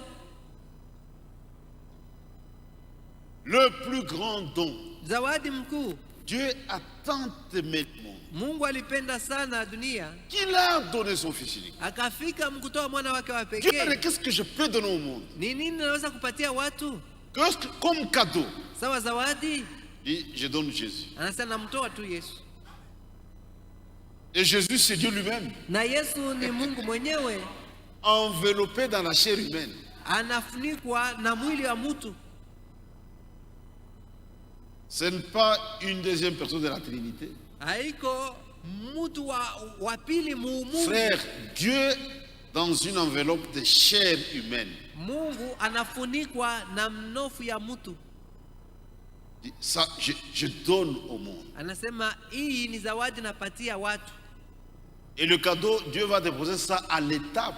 na hii zawadi Mungu anaenda kuitula Mais muoni. nous, on n'est pas habitués à ça. Sisi hatuzoei. Regarde, même l'enveloppe, Mwangalia hata kifuniko la chenyewe, chair humaine mtu mwili ya mtu dans des langes. yenye kufunikwa na ile mango ya uchafu ya wanyama. Nous aurons 3 mariages Hapa tutaunganisha ndoa tatu, et nous irons à la fête wataenda kukaramu, apporter des cadeaux. watawaletea mazawadi. Donc, Dieu, ça brille. Hein. Mtaona kwamba Même le yote papier d'emballage iko des na cadeaux. meta. Hawezi kuweka msachia ya mweusi, ça n'existe pas. Hata Non, ile non, hauwezi non. kuitumia Il y a ile des sasha mweusi. papiers appropriés. Kuko ile walishatayarisha kusema hii ni Il y ya a des kupeleka spécialistes zawadi, pour faire les cadeaux bien. na kuko watu wanajua namna kuweza kuifunga mzuri, Na kafleur pale. kuipamba, wanatia na ua pale Quand tu pembeni. passes cadeau à mariage, Wakati unaona tu nasema Pour hii hii zawadi ni cadeau ya kupeleka mariage. ndoa, watu wote quand on commence à défiler, c'est beau. na wakati watu wanaenda kuipeleka weko na tamba pale, ni mzuri sana. Ataka mko nsombe, mais c'est bien emballé. Hata kama ni zawadi yenye kuwa sombe, wanaifunika mzuri. Ça, c'est la nature des hommes. Hii ni namna ya kutenda ya watu. Mais regarde, Dieu fait le contraire. Sasa Mungu anafanya kinyume. J'ai toujours dit, Nasemaka hivi, si tu prends même $100,000, ukichukua $100,000 unaweka mfuko ya makala, unaitia musaki ya makala, ile makuti kumsécurité inje tu. ile iko katika ulinzi, unaweza kuiacha hata nje. Iko msécurité yangu, Iko sa mulinzi. makala unaweka inje. Dans un sac de Hakuna presse. mtu atayewa makala. Personne ne peut Ni s'en occuper. kishoto. Atasema ça c'est une malédiction. Kwa tu makala. Ah, Non, voler, non. voler la braise, ça c'est une Hakuna mwisho wa malédiction. makala. Non, il n'y a pas de voleurs qui volent la braise. Mais si tu prends de la saleté, Lakini ukibeba tu uchafu hata mavi, unamballe bien, unaifunika mzuri, tu fais tomber en ville, unaenda bantu batapika. unaiacha muvile, watu watasema no, C'est la c'est bon colis, bâtie. c'est bon colis. Ni ile mapambo inavuta. Les gens aiment des choses qui brillent, Watu wiko napenda vile vitu viko na qui metameta, scintillent, vitu viko na metameta, quelque chose de parfumé. kitu kenye kuwa na manukato Mais mzuri. Dieu a déposé son cadeau à l'étable. Lakini Mungu anakamata zawadi yake, anaitula katika ori. Mais à l'intérieur du cadeau, Sasa ndani ya kifuniko Dieu lui-même était là. Mungu mwenyewe alifuchama mle, Le grand Jéhovah, Yehova mkuu, le créateur du ciel et de la terre, muumbaji wa nchi na mbingu, à l'intérieur du cadeau. ndani ya ile kifuniko. Mais l'emballage, c'était une pierre d'achoppement. Kifuniko hakuna watu walikistuka, Frère, c'était le super signe. ilikuwa ni alama mkuu. Jésus-Christ, Yesu Kristo il est le super signe. yeye ni alama mkuu. Prenons Ésaïe 7,14. Isaya sura yake ya 7 mstari wake wa 14. Ésaïe 7,14. Isaya sura ya 7 mstari wa 14. C'est pourquoi le Seigneur lui-même vous donnera un signe. Njoo kwa maana Bwana mwenyewe atampatia alama yake. Voici la Vierge deviendra enceinte, Tazameni, bikira hatachukua mimba elle enfantera un fils na atazaa mwana, et elle lui donnera le nom d'Emmanuel. naye atampa jina ya Emanueli. Emmanuel, ce n'est pas comme Kazadi, non. Emmanuel haiko jina kama Kazadi, hapana. Emmanuel signifie Maana yayo ni Dieu avec nous. Mungu anaika pamoja nasi. Pas le Fils de Dieu avec nous. Haiko mwana wa Mungu anaika pamoja nasi. Dieu avec nous. Lakini Mungu anaika pamoja nasi. Dieu avec les hommes. Mungu anaika pamoja na watu. C'est ce que Jésus est. Njo maana ya Yesu, njo kile Yesu eko. Dieu lui-même vous donnera ici. Anasema njo kwa maana Mungu mwenyewe Voici alama la Vierge yake. sera enceinte. Tazameni, Elle enfantera un fils. atachukua mimba na tazaa mwana na atampatia jina la Emmanuel, ni kusema Mungu ataishi pamoja nasi. Haiko mwana wa Mungu ataishi pamoja nasi, hapana. Ule mwana ni Mungu mwenyewe avec les hommes. Anakuja kuishi pamoja na watu. Dieu vient chez les hommes. Mungu anatembelea watu. Nous le païen, sisi watu wa mataifa, n'avons pas connu Dieu. Quand on dit fils de Dieu, tukisema mwana wa Mungu, il y a Dieu le Père avec une grande barbe, tunaona Baba Mungu et calvitie. Mwenye kuwa na mandevu. Dieu le Fils est un jeune homme très jeune. Mungu mwana ni kijana. Et le Saint-Fils c'est la colombe. Na Roho Mtakatifu ni ndege njiwa. Si vous dites à un juif, ukimwambia Myuda, je crois que Jésus est le Fils de Dieu, naamini ya kwamba Yesu ni mwana wa Mungu, le juif ne comprend pas comme vous. Yeye asaelewa sawa wewe. Lui comprend que tu affirmes que Jésus c'est Jéhovah dans un corps de chair. Unamwambia kwamba Yesu ni ule Yehova. C'est ça la foi des juifs. Quand Jésus était sur la terre, wakati Yesu alikuwa pa dunia, il appelle Dieu son Père. Akasema Mungu ni baba yake. Mais ça c'est un blasphème. Anasema na kufuru. Toi un homme, wewe mtu, tu appelles Dieu ton Père. Unaita Mungu baba yako. C'est-à-dire d'après nous, ni kusema tu t'es fait égal à Dieu. Unatuambia kwamba wewe pour le juif, le Fils de Dieu égale Dieu lui-même. Mwana wa Mungu ni Mungu mwenyewe. Emmanuel signifie Dieu avec nous. Mungu pamoja nasi. Regardez Isaïe 9:5. Isaya sura yake ya 9 mstari wa 5. Cet enfant-là. Huyu mwana ni nani? Car un enfant nous est né. Kwa maana mwana anazaliwa kwetu. Un fils nous est donné. Na mwana ametupewa. Ça doit pas être une fille. Haiko binti, ni mtoto mwanaume. Elohim mwanamke, ça n'existe pas. Une femme Elohim haikalaki iko. C'est un enfant, un fils. Anapasha kuwa mtoto mwana. Et la domination reposera sur son épaule. Na utawala utakuwa juu ya bega lake. Michée 5:1. Mika sura yake ya 5 mstari wa 1. Celui qui conduira mon peuple. Ni yeye ataongoza taifa langu, watu wangu. On l'appellera admirable. Ataitwa wa kushangaisha. Admirable. Wa kushangaisha. Cet enfant-là. Wajabu wa maajabu. Dans l'Ancien Testament, katika agano la kale, on l'appelait l'ange de l'Éternel. Balikuwa namuita malaika wa Bwana. Ou l'ange du Seigneur. C'est la même personne. Wa Bwana ni paka yule mtu moja moja. Manoa a de son nom. Na Manoa akapenda ajue jina lake. Mais dis-moi ton nom. Asa akamwambia uniambie jina lako. Mon nom est merveilleux. Akasema jina langu ni la kushangaisha, la ajabu. On l'appellera admirable. Watamuita wa ajabu. Conseiller. Mshauri. Dieu puissant. Mungu mwenye uwezo. Mungu mwenyezi. Père éternel. Baba wa milele. Il n'y a pas de père. Hakuikalaki wa baba wawili wa milele. Prince de la paix. Mfalme wa salama. Frère, Dieu est venu sur la terre dans la personne de Jésus. Wandugu, Mungu alikuja mudunia akipatikana mumwili wa Yesu. Un sauveur vous est né. Mwokozi amezaliwa kwenu. Isaïe 35:4. Isaya 35 mstari wa 4. Il viendra lui-même. Bwana Mungu mwenyewe atakuja et vous sauvera. Na atamiokoa. Dieu n'a pas envoyé un ange pour nous sauver. Mungu akumtuma malaika juu ya kutuokoa. Dieu n'a pas envoyé un message pour nous sauver. Asikutuma ujumbe juu ya kutuokoa. Pour nous sauver, Dieu est venu lui-même. Mungu alikuja yeye mwenyewe. Il est venu lui-même. Mungu alikuja mwenyewe duniani. Et il devait naître comme un bébé. Na alipasha kuzaliwa kama mtoto mchanga.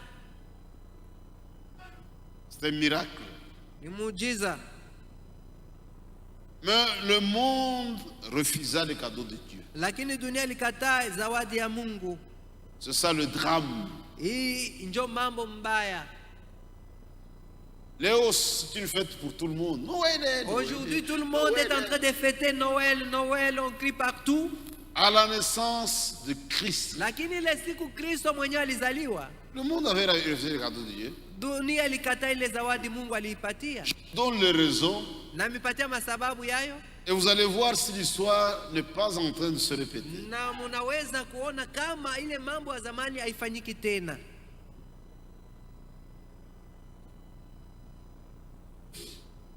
L'emballage était contraire à leur conception. Kifuniko kiliachana na imani yao, Ils ont refusé le cadeau de Dieu. walikataa zawadi ya Mungu.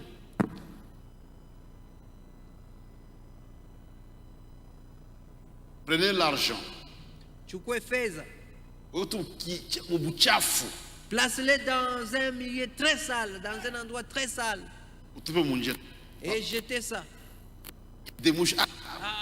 Muko mainzi, personne ne peut toucher à ça. Mais quand ça brille, Mais ikianza kumetameta tu, si c'est parfumé, ikiwa na harufu les mzuri, gens vont se battre. watu watagombania hayo. Ça, c'est la sagesse de Dieu. Hii ni hekima ya Mungu. Dieu parfois fait des choses viles Mara nyingine Mungu yeye anatumia vitu vya ovyo pour faire son œuvre. juu ya kutumika kazi yake.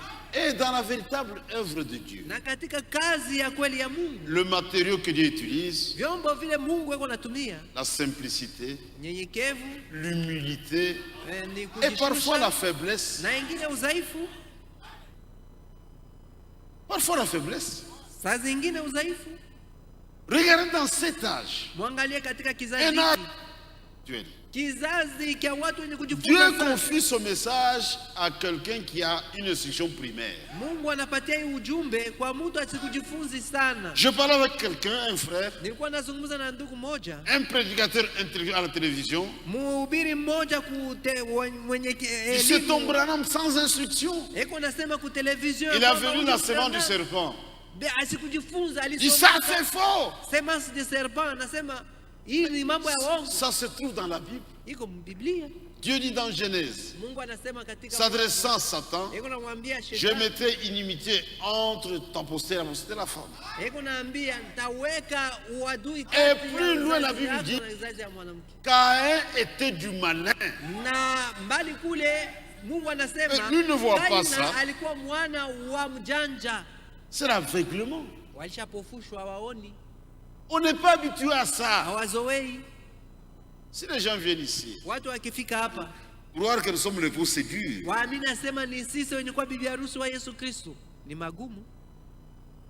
C'est ça l'épouse de Christ. Sema ni sisi wenye kuwa Et bibi harusi pourtant, wa Yesu l'épouse Kristo, est ici, japo bibi harusi iko hapa, attendant le retour du Seigneur. iko na ngojea kurudi kwa Bwana, Mais c'est une pierre d'achoppement. inakuwa jiwe ya kikwazo. C'est plus facile d'écouter un docteur en théologie. Kwa wepesi watu wanaweza kusikia mwalimu mkuu Unajua mambo ya Mungu sana. Docteur en bien théologie. les affaires de Dieu, Spécialiste en divinité. yeye anajua kuhubiri umungu. Dieu a pris des choses viles Mungu anachukua vitu vya ovyo, pour confondre les sages. vitu vya bei juu kuvuruga watu wenye akili na hekima. Au temps de Jésus, c'était l'affaire d'une minorité. Wakati wa Yesu wale waliamini ilikuwa ni kundi Mais aujourd'hui, c'est tout kidogo, le monde. Noël, lakini leo hii watu wote Noël. wanaamini Noeli, wanalalamika fasi yote. L'histoire est en train de se répéter. Mambo ilifanyika zamani, ni ile tuko naona leo. Et Dieu utilise même le pauvre pour apporter la chose. Na Mungu anatumia wamaskini wende wakapaze habari njema. Marie et Joseph étaient des pauvres. Maria na Yusufu walikuwa wamaskini. Regardez quand Jésus a été présenté. Muone wakati Yesu Kristo Ils ont alipelekwa amené des kutolewa budgets de mkanisa, Dieu dit, si la famille est pauvre, qu'elle amène walileta ça. ni wanjiwa wawili kufuatana na vile Mungu alisemaka, kama jamani ya watu wa maskini walete njiwa. C'est une pierre d'achoppement. Inakuwa kikwazo. Paul dit, Paulo anasema regardez au milieu de vous, mchunguze combien katikati yenu, sont-ils sages selon la chair? ni wangapi Combien walijifunza sont-ils sana riches? huko na hekima kufuatana na watu, ni wangapi weko na mali C'est mingi. pourquoi les gens de la fausse Ndio kwa maana parmi watu nous, quand Manatoc, nous avons des gros poissons. wa mafundisho Nous uongo, avons besoin de chrétiens, pas wakati de gros poissons. walijitenga nasi weko nasema tunabeba wale watu On a besoin mapesa de fils et mingi. de filles. Hapana, sisi tuko na lazima na binti Il na y a des wana wa frères que Mungu. Dieu a bénis. Kuko wa ndugu na wadada wale Mungu aliwabariki, lakini ils sont à compter au bout des doigts. Très peu nombreux. C'est apporté par des pauvres. Lakini hii habari ililetwa na wamaskini. Le monde peut facilement écouter les papes. Dunia mzima kwa wepesi tamsikia papa. C'est un grand personnage. Ni mtu mwenye kuheshimiwa sana dunia mzima. Qui doit t'écouter toi dans le monde? Qui doit t'écouter toi dans le monde ici? Un doctorat en théologie.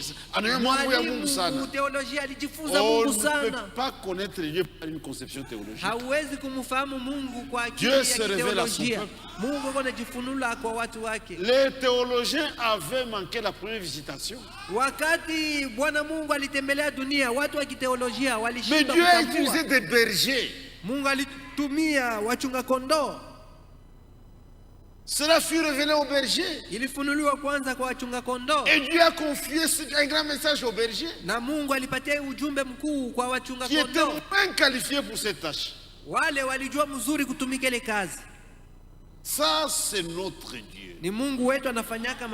Nous vivons un temps prophétique. Maintenant, regardez la grande leçon à tirer. Ce berger était des illettrés, sans instruction, mais Dieu les a honorés. Frère, ils ont reçu le message de l'ange. Ils ont même écouté les cantiques des anges que le pharisien n'avait jamais écouté. Mungu anaba honoré. Et Dieu les avait honorés. Les gens les plus humbles de la terre. Mungu anaba honoré. Et à la fin du temps de la grâce, Dieu nous a aussi honorés. Il nous a confié ce secret que le monde ignore. Que le monde ignore. Les gens sont dans la confusion. Dieu dit, mon peuple ne sera plus jamais dans la confusion. Dieu a envoyé la lumière. Maintenant, pour terminer,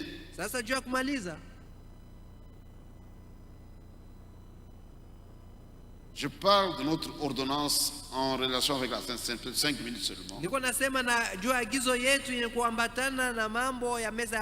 Maintenant, Jésus, dans toute cette Bible, il n'y a aucune ordonnance où Jésus demande à l'Église de fêter sa naissance.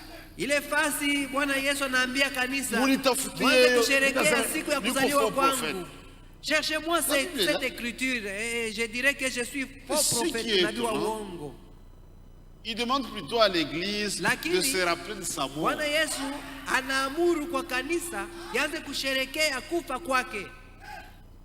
Il n'a pas mis l'accent sur la naissance, mais Jésus met l'accent sur sa mort.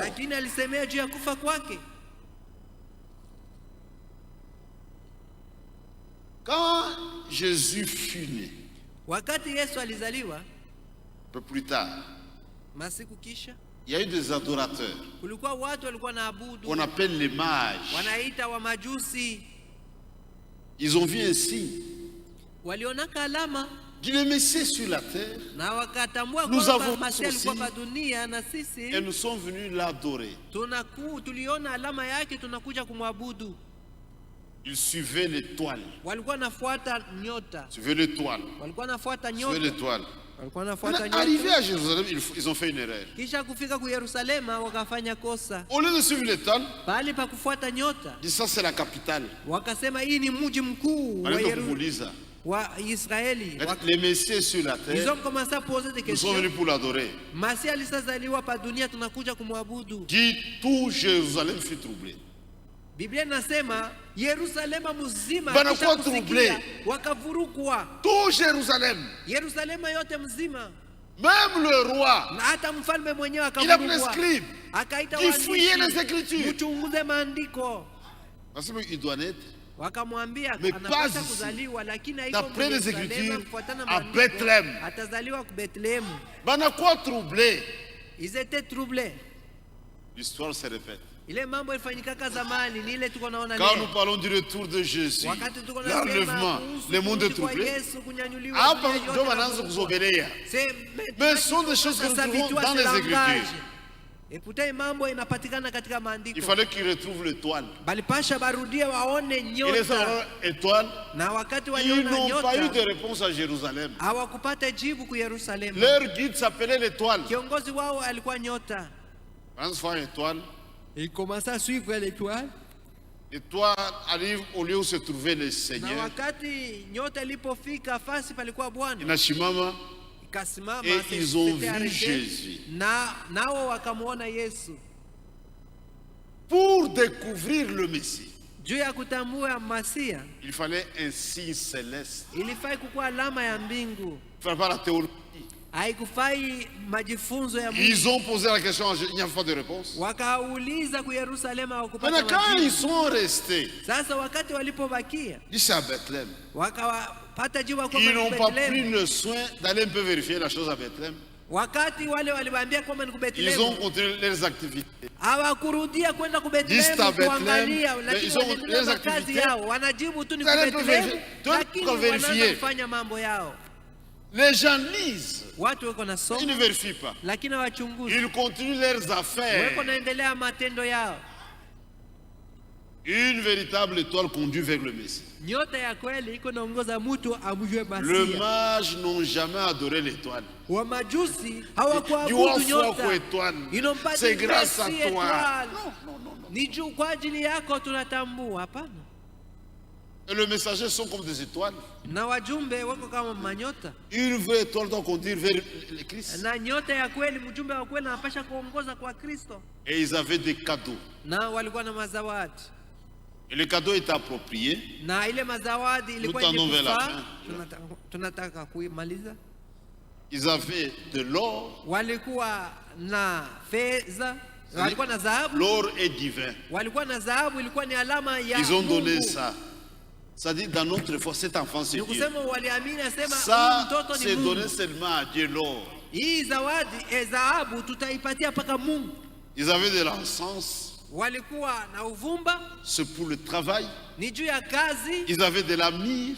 Walikuwa na manukato, C'est pour embaumer les morts. ni juu ya kupaka wenye Ça kufa. dit que signifiait leur adoration. Maana ya kuabudu kwao ni Cet enfant, c'est Dieu. inasema hivi, huyu mtoto ni Mungu, Il est dans un travail anakuja kutumika, qui consiste à mourir. na hii kazi itampeleka kukufa. Ni Mungu anakuwa C'est kufa. Dieu qui est venu mourir.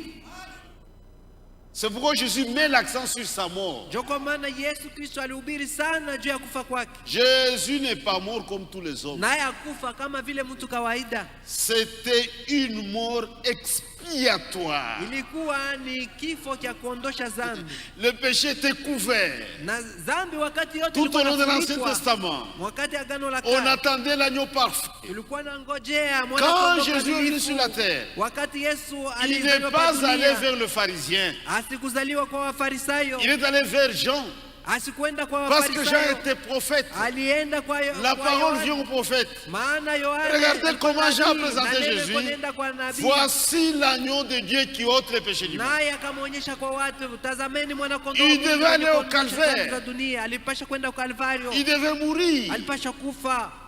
Et quand il est mort, Na wakati alikufa il dit, Père, akasema, Baba, tout est accompli. natimiza vyote. Et avant de mourir, Na mbele ya kufa il a pris la Sainte Seine. akakula meza ya Bwana, Il a dit aux disciples, akawaambia faites wanafunzi, ceci en mémoire de moi. wakati yote mtaanza kufanya hivi, Dieu ordre à mtanikumbuka. Hii ni agizo kilera adone. L'église de Jésus Kanisa la Yesu n'a qu'une seule fête iko na shangilia karamu qui moja est tu, en rapport avec la mort de Jésus. yenye kuangalia kufa kwa Yesu. Ce que les gens font, Dieu n'a jamais demandé ça à Hii l'église. watu weko nafanya, Mungu ayaambiaka kanisa C'est itende. pourquoi il y a des dégâts. Ndio kwa maana mwisho yote wako nafanya Ni kule mbaya. en pombe, on s'enivre, Couchera-t-il on de commet bêtises? l'adultère, on C'est ça, commet des Noël. bêtises au nom de Noël. Noël, c'est recevoir le cadeau. Noel ni kupokea zawadi, Mais les gens s'achoppent à l'enveloppe. lakini watu wanakwazika kwa ajili ya kifuniko. C'est ça le vrai Noël. Ndio Noeli ya kweli, Prendre ce qui est à l'intérieur. kuchukua yenye kuwa ndani ya Dieu a kifuniko. donné Jésus au monde. Mungu analeta dunia kwa C'est le analeta sauveur Yesu du kwa monde. dunia. Yeye ni mwokozi wa watu, Regarde, même les gens du message, na watu wenye kuamini ujumbe. il y en a qui croient que Branham est Dieu. Kuko wale wanasema Branham ni Mungu, C'est du jamais vu. ile hayakuwakako. Quiconque croit quand même Dieu, c'est un antichrist. Mtu yeyote anaamini ya kwamba ndugu Branham ni Mungu, Et il anampinganisha ira en Kristo enfer sans na escale. ataenda muadezi kwa haraka. C'est un péché Ni impardonnable. dhambi, haiwezi kusamewa. C'est pourquoi, mes frères, Ndio kwa maana ndugu na nous wadada, remercions le Seigneur. tuko na mshukuru Bwana Mungu. Le monde est vraiment ivre. Dunia ilishalevika, Oh, c'est une honte. kwa maana ni haya. Non, mais pourquoi Noël, frère? Unaona tu Sina kuku Noël. ndugu eko nahangaika juu asikununua kuku juu ya kula siku ya Noeli. Si tu as des moyens, il n'y a pas de Ukiwa problème. na fedha unaweza kuuza kuku wako, Mais ça n'a rien à faire avec les choses. lakini ile haiko mambo ya utakatifu ya Mungu, Et nos enfants, nous devons les instruire na correctement. tunapasha kufundisha watoto wetu vizuri. Ils ne doivent pas imiter le monde. Hawapashi kufuatilisha kuiga dunia. Oh Père Noël, cadeau Père Oh, Noël. baba, Père Noël, cadeau C'est Père une Noël. sottise. Père Noël n'est pas dans la Bible. Welewele, abikalake Mambo ya mubiblia. bongo, Père Ce sont des Noël. mensonges conçus des gens. Dieu t'aime réellement. Mungu anatupenda kwa kweli, Il nous a confié un message anatupatia ujumbe que nous devons répandre. ile tunapasha kutangaza Mais kwa pour le monde, wote. on n'est pas qualifié pour faire ça. Juu ya dunia inasema hatustahili, Le pape et les autres sont qualifiés. wanasema ni papa na waskofu wanastahili. Comprenons ce que le Seigneur a fait à notre égard. Tunapasha kuelewa tendo la Mungu juu yetu, Apprécions cela tunapasha et kuifurahia agissons. na kutenda. Pour finir, nous lisons l'Écriture 1 Corinthiens 11, Wakorinto wa kwanza sura yake 1 Corinthiens 23. na moja mstari wake wa 12. C'est la Sainte Seine.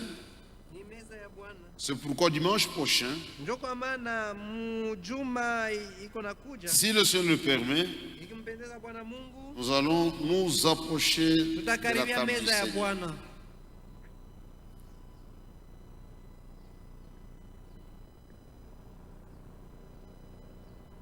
1 Corinthiens, on termine par là, chapitre 11, Sura yake ya 11 versets Wakorintho wa kwanza, 23 à 26. mstari wa 23 mpaka 26. Car j'ai reçu du Seigneur ce que je vous ai enseigné. Kwa maana maneno na wafundisha nilipokea kwa Bwana, Ce que le Seigneur Jésus, ni kusema Bwana Yesu Kristo dans la nuit où il fut livré, prit du pain. usiku ule alitolewa, alichukua mkate Et après avoir rendu grâce, le rompit et dit, na kisha kushukuru na kutakasa ceci est akasema, mon corps huu ni mwili wangu qui est rompu pour vous. ilivunjwa kwa ajili yenu. Faites ceci en mémoire de moi. Mwanze kufanya hivi kwa kunikumbuka Dis faites mimi. ceci, mfanye. Mwanze C'est kufanya un hivi kwa ordre. kunikumbuka mimi, ni agizo. Faire.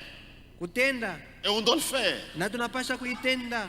De même, après avoir soupé, Vile vile kisha kula chakula il prit magharibi, la coupe et dit, akachukua kikombe cette coupe akasema, est la nouvelle alliance à mon sang. hii ni agano jipya kwa damu yangu, Faites ceci en mémoire de moi.